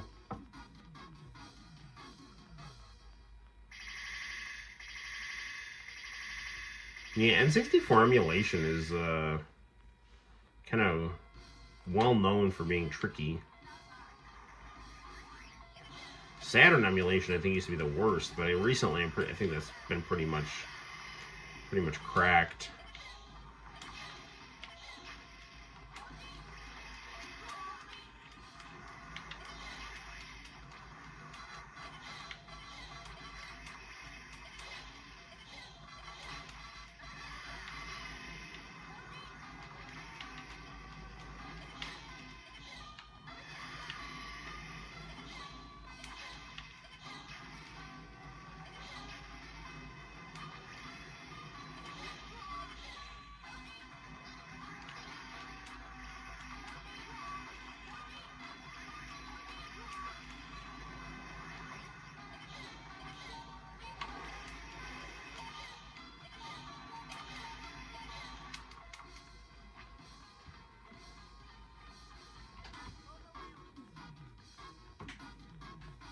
Oh, look, another perfect victory. I'm just that good.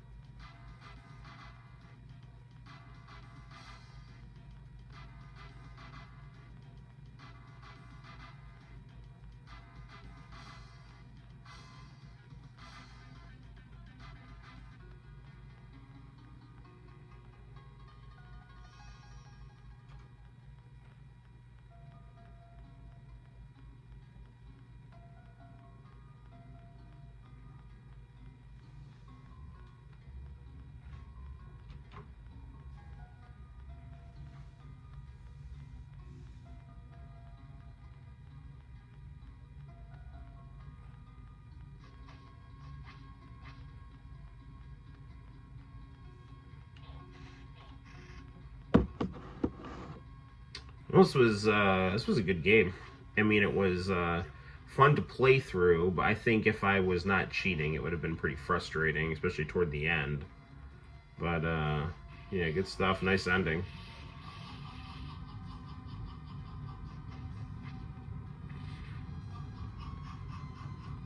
It doesn't necessarily excel at it, but it's enough that you can play various games from start to finish. Interesting.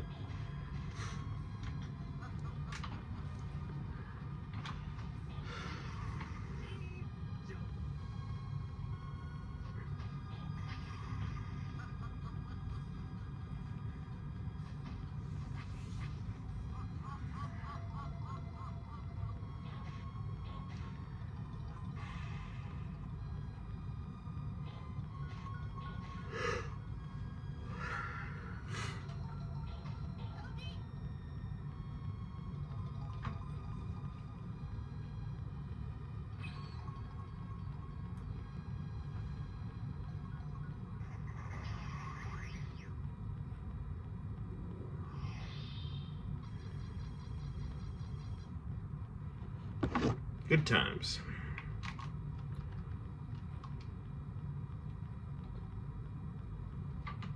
Sounds like you should slap cheats on the games that you're a little frustrated with every now and then. I think that's how I played Mega Man games for years. That's understandable. I've never beaten a Mega Man game.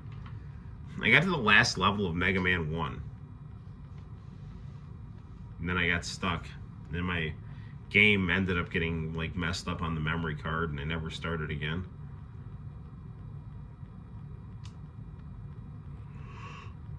We're gonna wrap things up reasonably soon. Now I'm not quite sure like what makes this revision of Mortal Kombat 1 different. Let's see.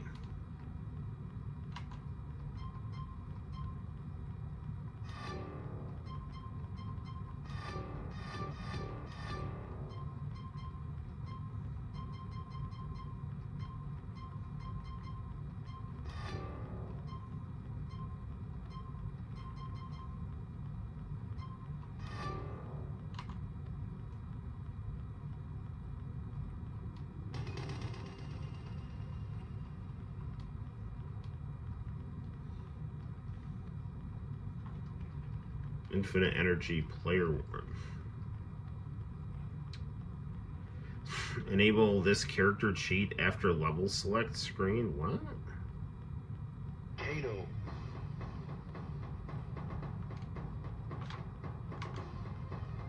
Richard DeFizio. I'm going to grab a snack in the kitchen here. We'll pick up the phone here. All right. Okay. Yeah. Well, last time I grabbed the VHS tape and it was we just watched like an episode of Aqua Teen Hunger Force and then we had to like totally cut it out of the live stream. Which is kind of dumb because like Aqua Teen Hunger Force is not particularly it's not really available anywhere, you know. I think they might have it on Max or something, but anywho. Alright, let's set our phone down like so, and then we'll get some chicken here.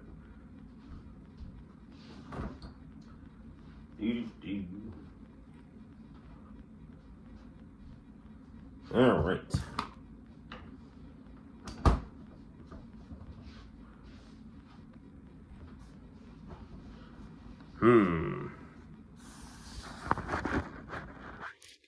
Alright, there we go. Okay, so we have some sweet and sour chicken and the thing that makes it sweet and sour chicken here. So take a quick break, have a snack, do some quick dabbling in Mortal Kombat 1, and then just kind of go through some tapes and call it a night. I actually have to get up pretty early. Santino has a soccer game at 8, so Maybe I shouldn't play Mortal Kombat 1. I should just get to the tapes. Because, you know, sometimes if we get a good tape, we get going for a while.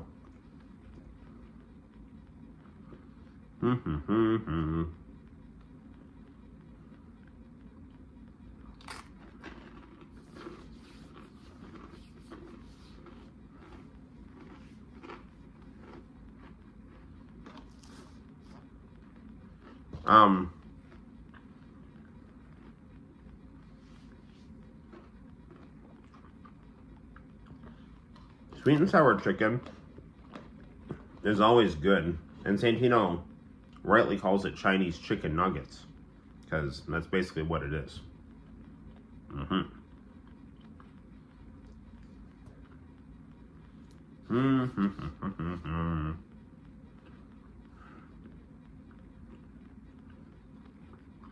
Alright, we'll do 2 more pieces of chicken, and then we'll go back to the game room.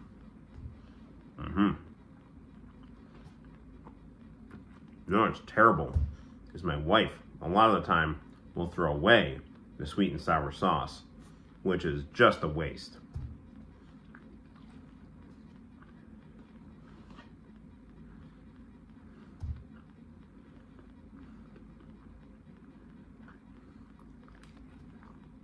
One more.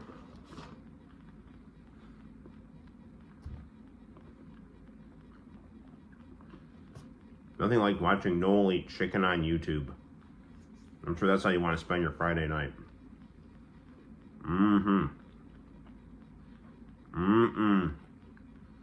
Entertainment never tasted so good.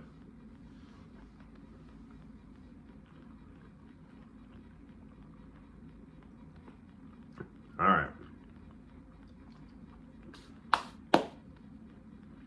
Okay. I'm going to put this back.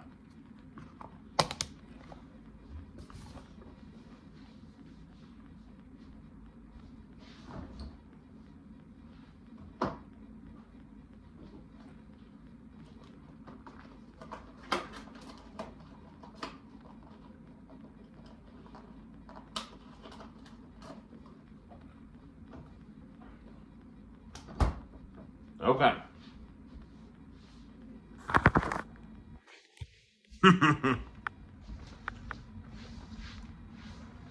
I can't be one of those, like, streamers that eats, like, I don't know, man. Alright.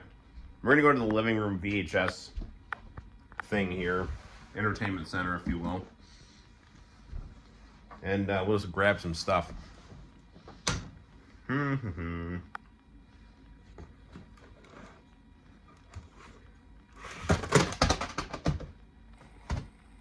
Okay. What the hell is this? Oh, Batman Returns. Oh, we're not watching that. Alright.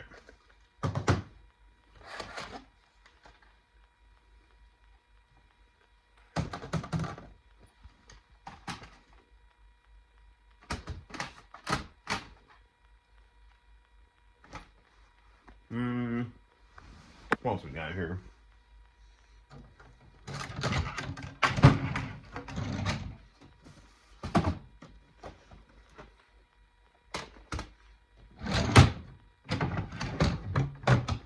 Okay. I have something interesting here. Alright. I found a mixtape I made for a friend. So, we'll check this out here. This is a mixtape I made for a friend that I don't think I ever sent. So, Jeff, if you're watching, this is for you, brother.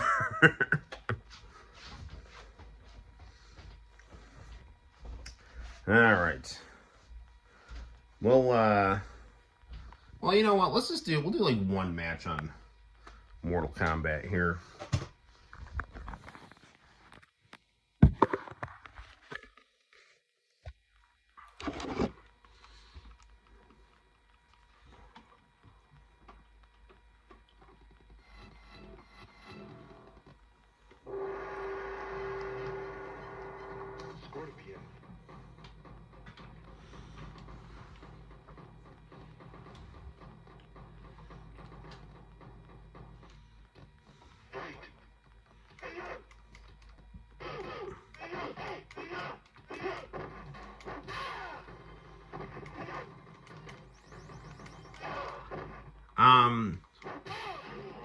this version, I think more than the other version, the audio's a little messed up.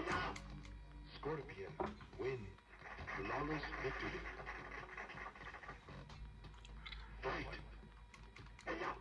So I don't know whatever they revised, but it's makes the audio a little scratchy.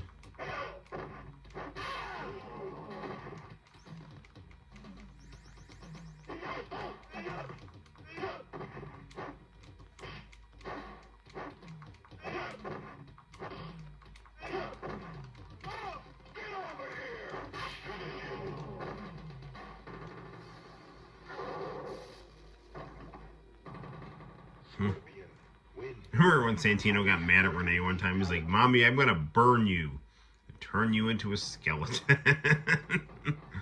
Like, someone's been watching Daddy play Mortal Kombat.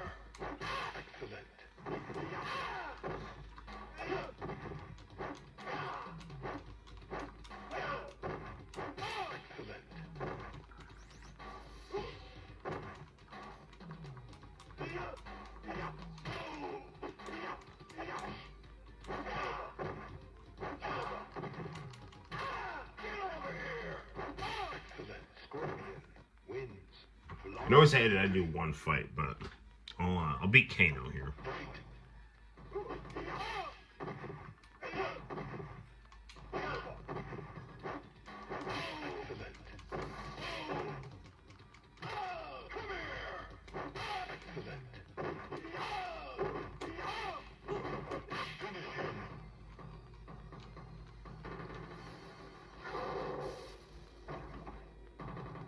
Scorpion wins. Flawless victory. Fatality. Okay, good times. All right, let's see. See what Jeff's anime tape has in store here. All right.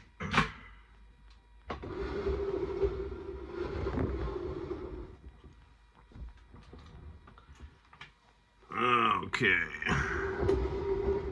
Behold the final power of the CRT. Actually, I could say, behold the final power of the consumer grade CRT. Okay, this one here.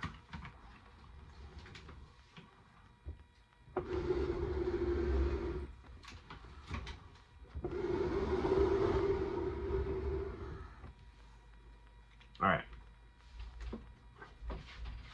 Hold on. I'm gonna get another stand here for this.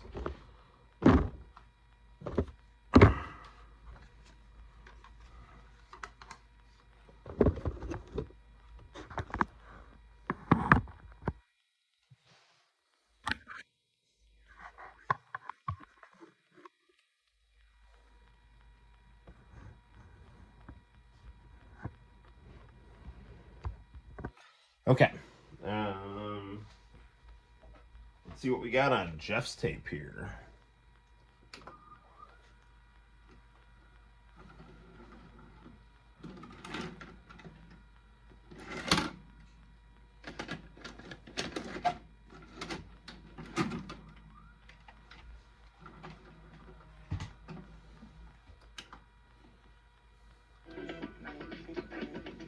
Okay, this is apparently me playing Dance Dance Revolution.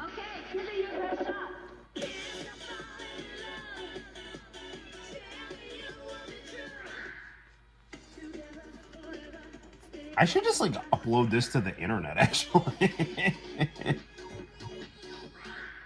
I didn't realize I had taped myself playing Dance Dance Revolution.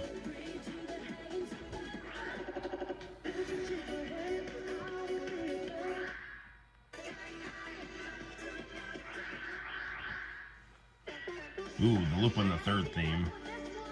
Let's see how I do here.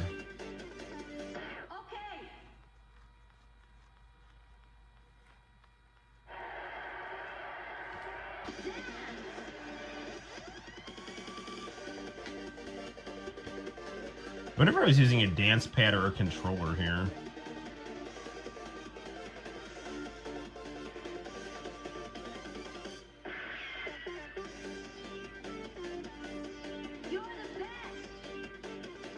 I can't have a dance pad in the game room because all the bouncing up and down makes the, like my anime figures fall and stuff.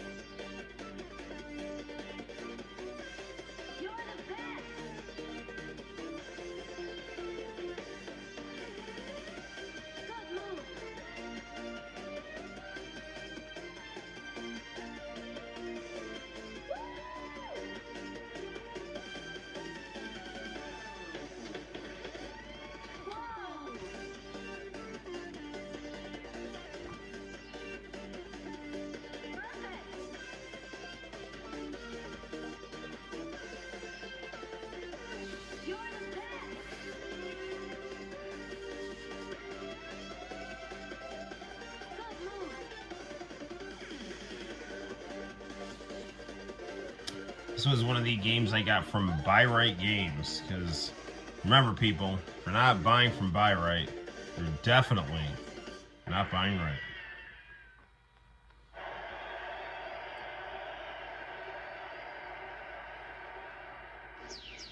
Nobody's better than you. Are you up to the challenge? Alright, as much as I love this here, let's see what else we got here.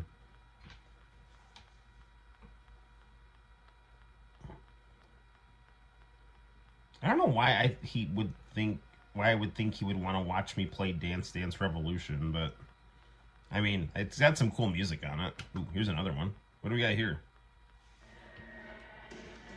Ooh, Xenogears.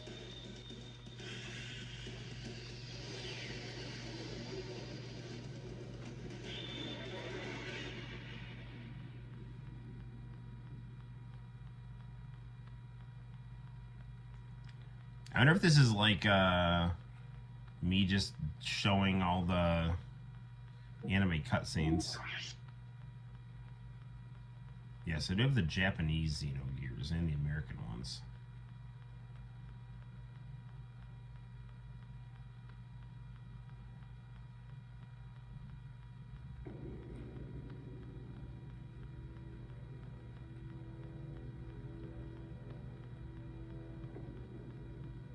Probably for the music, yes.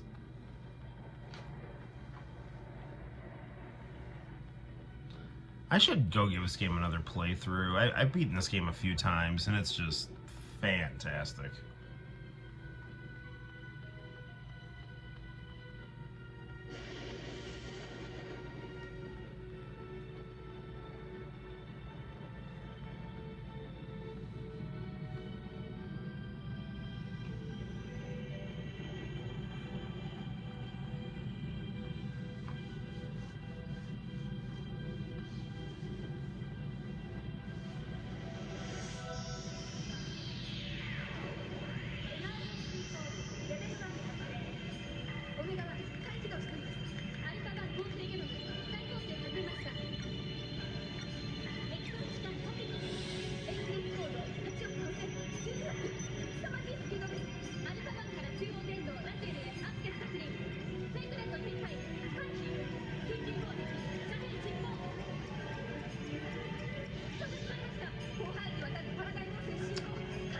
I have the Xenoblade on the Wii U.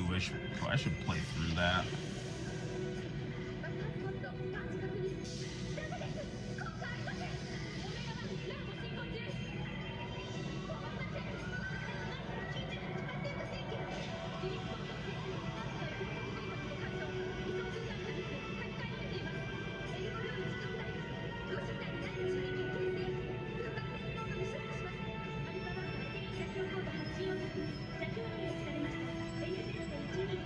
This,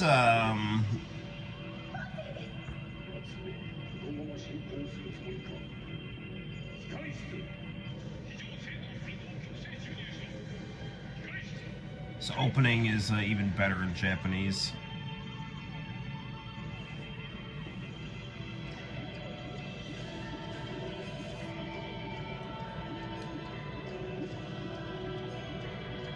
And ye shall be like gods. Yes, man's desire to be God is always his downfall. Gotta know your place. Push your limits, but have respect for where you came from. Because you're not God, and you never will be.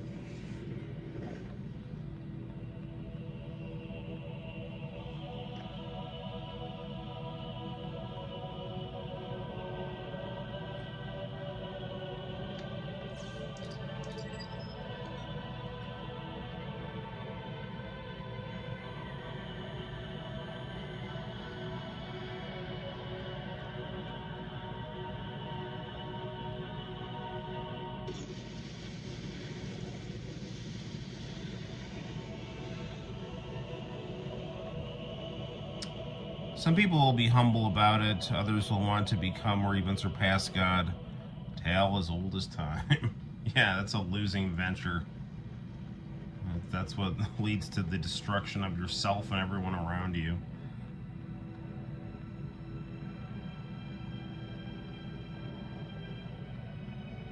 It's how cancer happens. It's when the cells operate outside of the benefit of the body.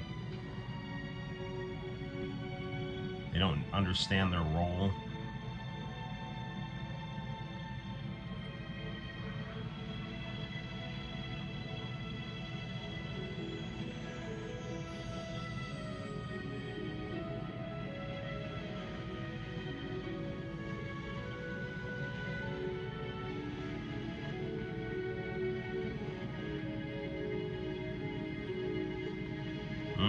Long-haired, naked girl on a beach. That's anime for you.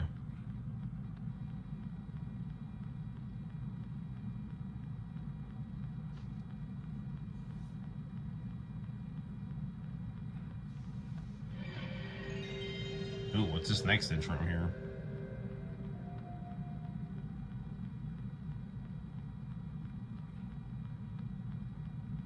I bet it's Chrono Cross. Yeah, I think I'm right. No, more Xenogears.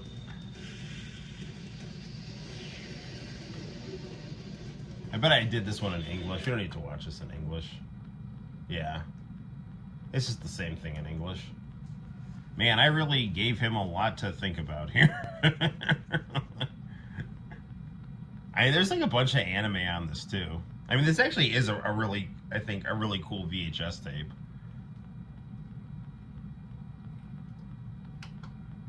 Ooh, here's gameplay.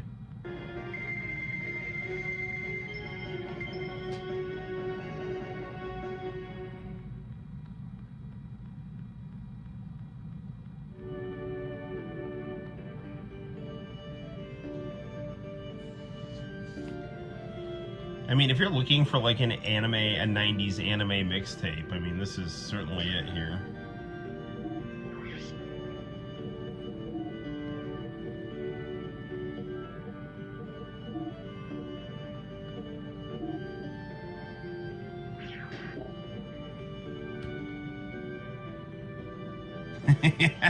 I guess not. I know I did make him tapes and stuff. I think I made him this tape, and then he just apparently never got this one. Well, his loss is my gain. Actually, I mean, I forgot all about this.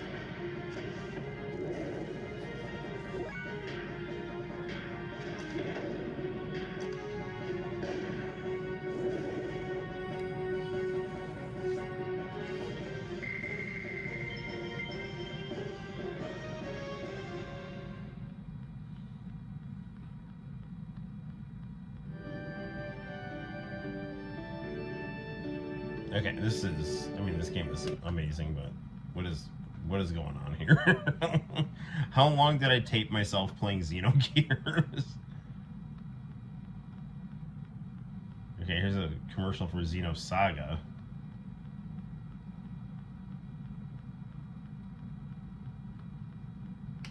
Ooh, Ninja Cadets. Dick mix of Noel.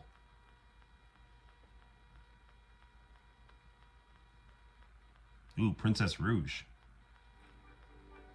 Which we have on the channel. This is a beautiful song here.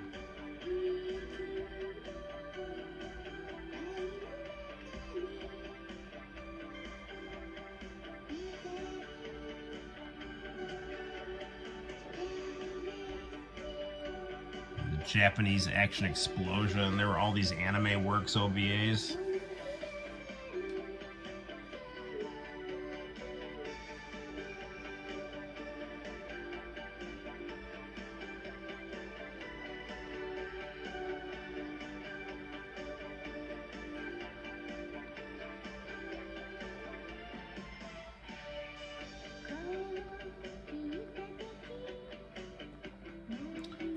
Every Japanese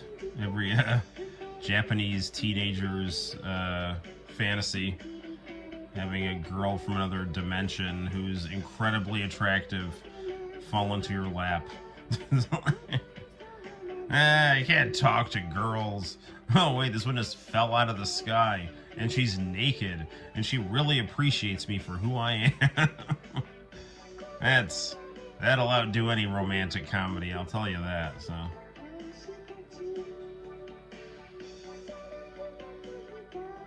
see, is it that hard to, I mean, men are very straightforward, right? It's not a mystery what we want.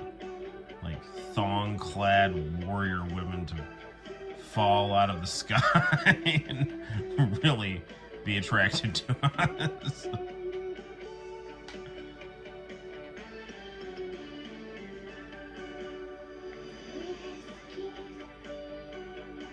And that battle armor, that is fashion and function. I don't want to hear anything, bitching about the male gaze.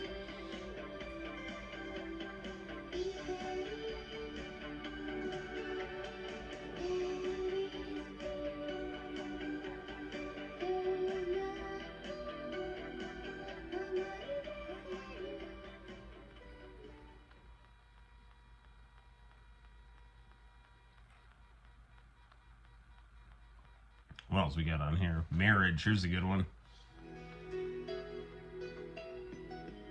Just went through all the trailers on my Ninja Cadet DVD that are worth a shit, This is apparently based on a Sega Saturn game, I believe. Even these days, that's still up there with top 10 things that you see in anime. As it should be. I need to watch. The newest anime that I watch is Dragon Ball Daima, which is a very old school anime, so I think I'm an episode behind on that. Dragon Ball, it's great though. I heard it's like ending next month, so I've actually thoroughly enjoyed it. My only problem is like the intro doesn't really like pop like the other Dragon Balls, but I like it a lot. It's a lot better than Dragon Ball GT. Like, it's a lot better than Dragon Ball GT.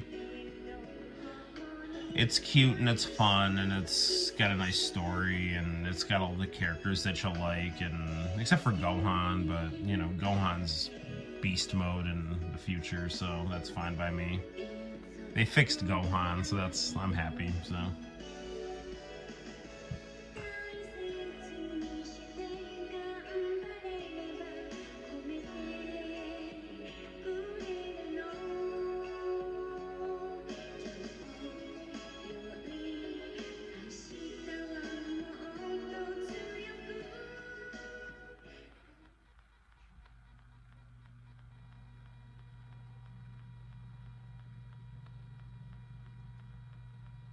okay, what else we got here?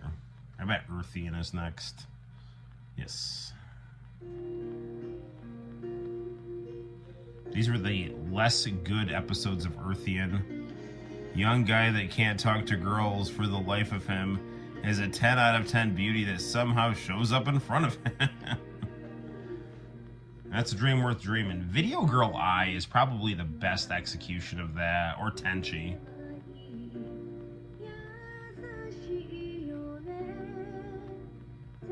The anime of Video Girl Eye, is very good. It might be a little slower in tone.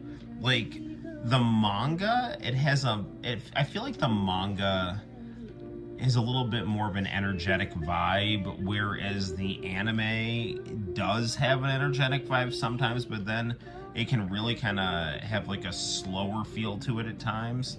The closing credits of Video Girl Eye is very contemplative and a little sad, and you know, it's just, but it's a very sweet, beautiful song.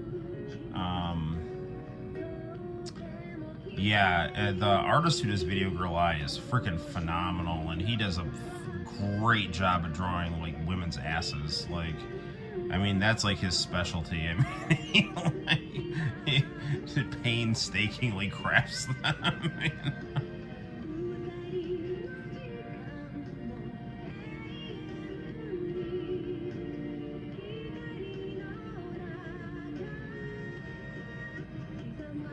Chihaya, who looks exactly like a girl but is apparently a guy.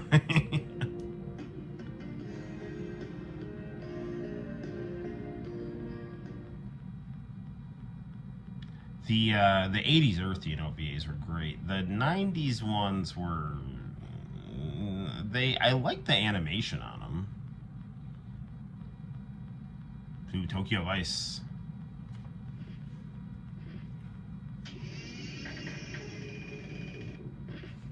The 90s ones were just a little, like, I guess if you liked the manga, it was good. Probably appeals to the target audience. But damn, I hate it when the guy just can't catch the hint and keeps fumbling the bag. Yeah. This was another good one here. I have this song on my channel. Of course, nobody cares apparently. I'm sure you do, but like, I don't know. I mean, I don't care, man. I upload the stuff I love, so. I guess I just have obscure tastes, and I'm shadow banned, so.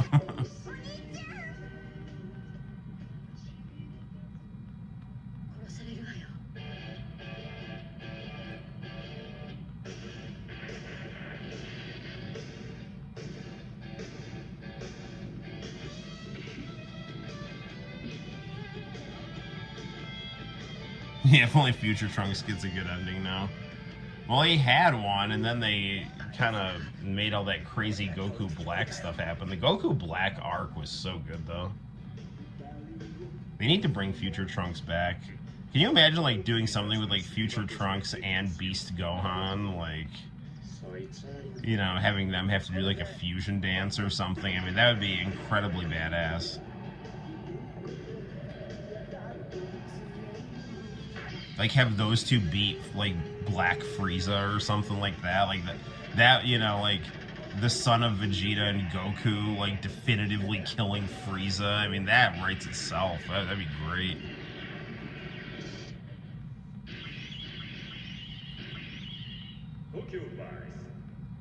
Coming soon. Don't call us Generation X.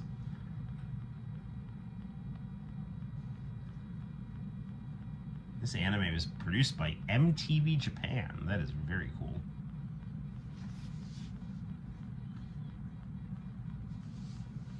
Niku, I think is... They got Niku here? Nope. Shinesman. Nope. Fake. That's, what is it called? Yaoi or whatever. It's like a gay anime. The animation on it looks cool, and it's got like kind of cool 80s detectives, but they're gay, and I'm sorry, that's just not cool. I can't, so. That's, hey, something I can do, so. I'm not the one writing the story, after all.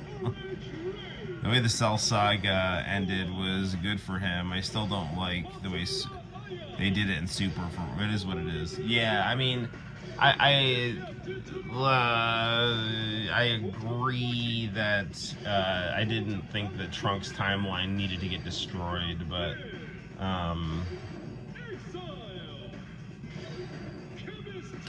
other than that, though, I really did like the Goku Black stuff. Did I upload a whole Hey Hey Hey Christmas special here?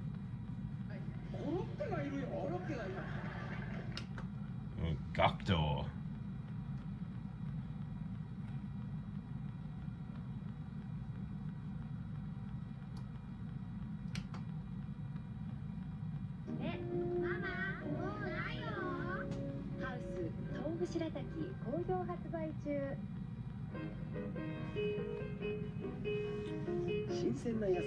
Oh man, I love this channel so much, man.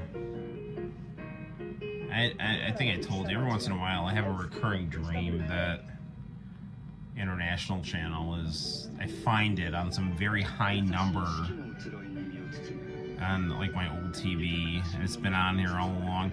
The idea behind it, I'm on board with. The evil Goku's something that I don't think has been explored since Turtles in Time. It's just they didn't trash around Future Trunks. I agree. I mean, like, Future Trunks was a total badass in this storyline. I don't know if I really like the redesign as much, although I didn't dislike it. The blue hair was fine. I mean, I have a really badass Future Trunks super statue that I'm looking at right now with the blue hair.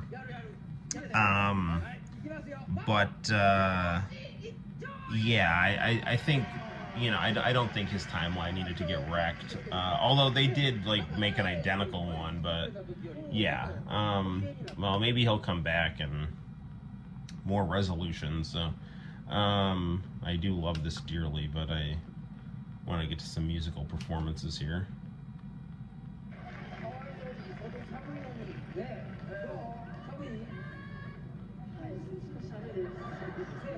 Abercrombie and Fitch. I'm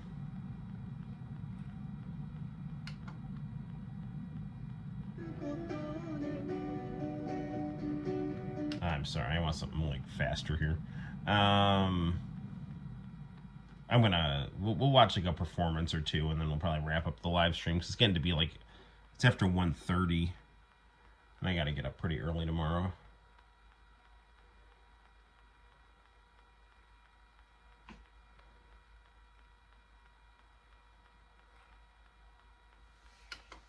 Ooh, day after tomorrow, they're awesome. Alright, we'll close off with these guys here.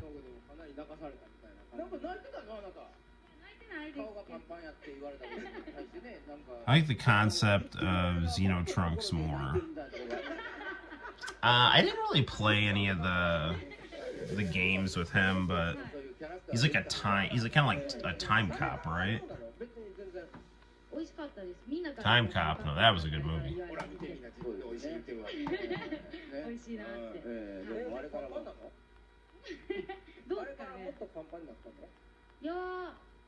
多分変わってないと思います。あ、そうですか。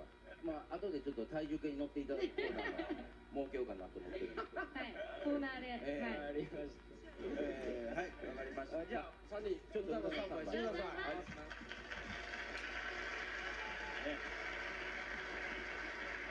これね、でも早押せともう浮かんでしまいますから、今火つけてもいいぐらいですけど、でもこれ。Man, I didn't realize they had a cool Christmas, a Hey Hey Hey Christmas special on.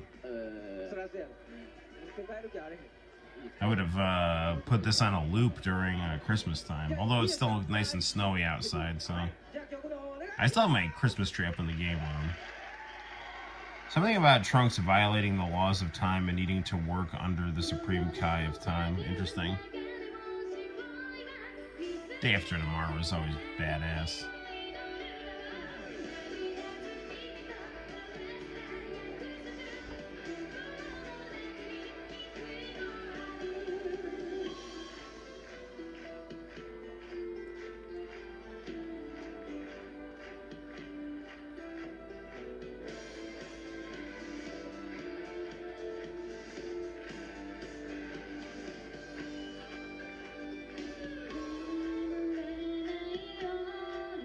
Probably I haven't played Tales of Symphonia, but I wouldn't doubt it.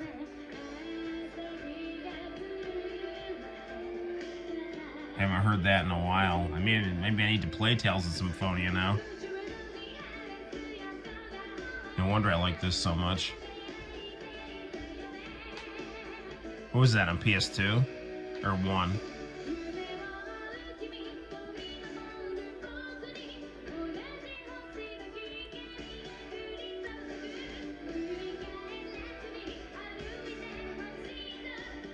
GameCube, okay. I might have that actually.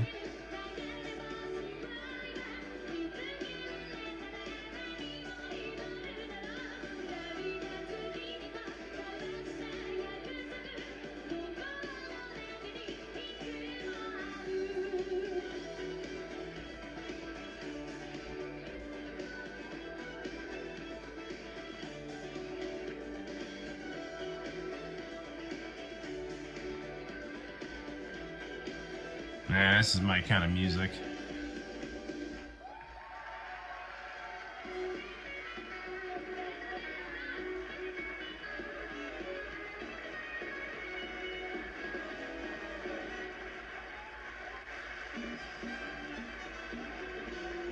So they got Gakta and Ayumi Hamasaki sitting next to each other. There's always the Nintendo or Sony consoles that got the JRPGs. Well, Saturn had some good ones, but they left them all in Japan for the most part.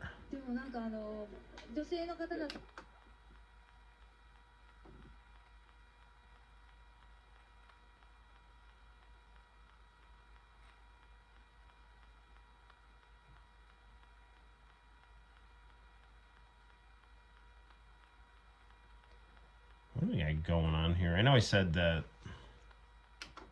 What is. Good to see Machan with antlers here. Yes, the bald guy always has the cool hat jokes here. I think the opening differed depending on which console you had. Unfortunately. Interesting. So that one was on the GameCube version?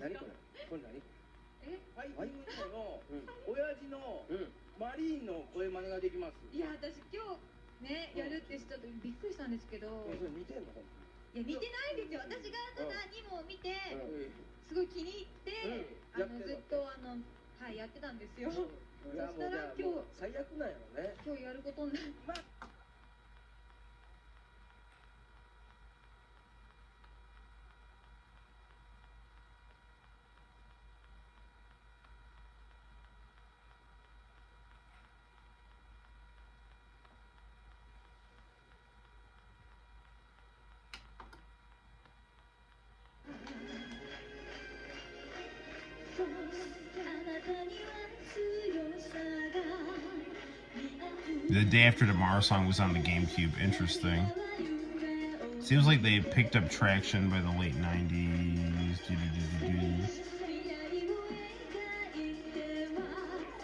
Oh, geez. I know she was losing her hearing. That's not good.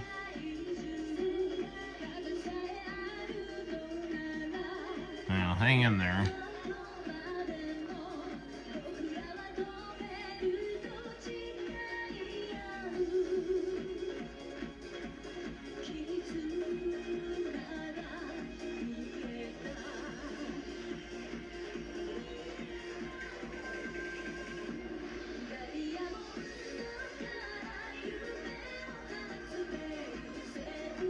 I love Ayumi Hamasaki.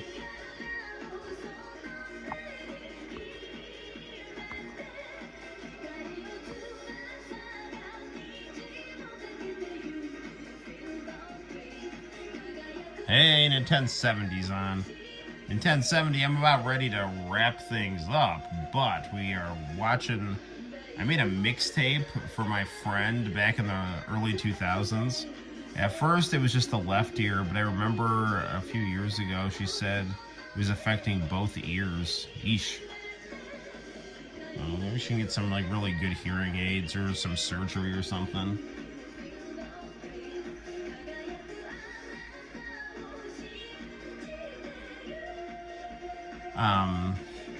Yeah, so I made a mixtape for my friend in the early 2000s of like anime and J-pop and stuff and video games, and it's just, this is the Noel experience of the early 2000s in terms of my taste, so yeah, which to this day still is the thing, so.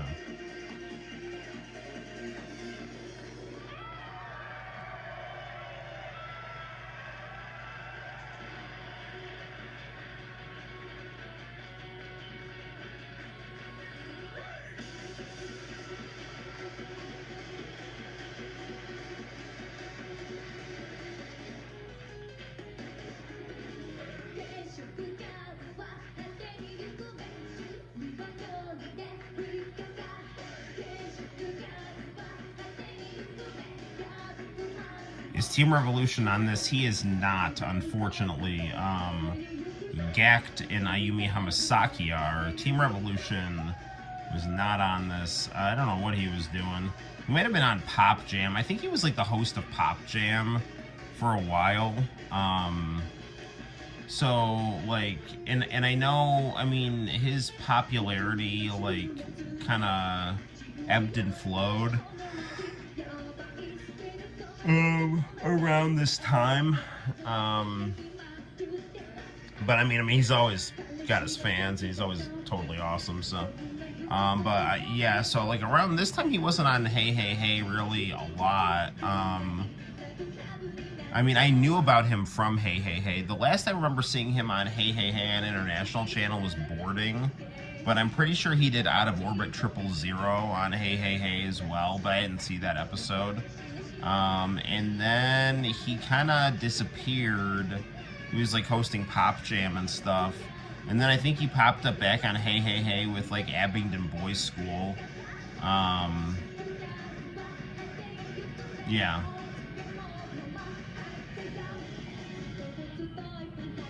I know Hey Hey Hey Music Champ isn't on anymore, but is there a show that took its place? Nah, I don't know. Music Station is the thing, is still going strong from what I hear, but I wish I could like watch it, you know.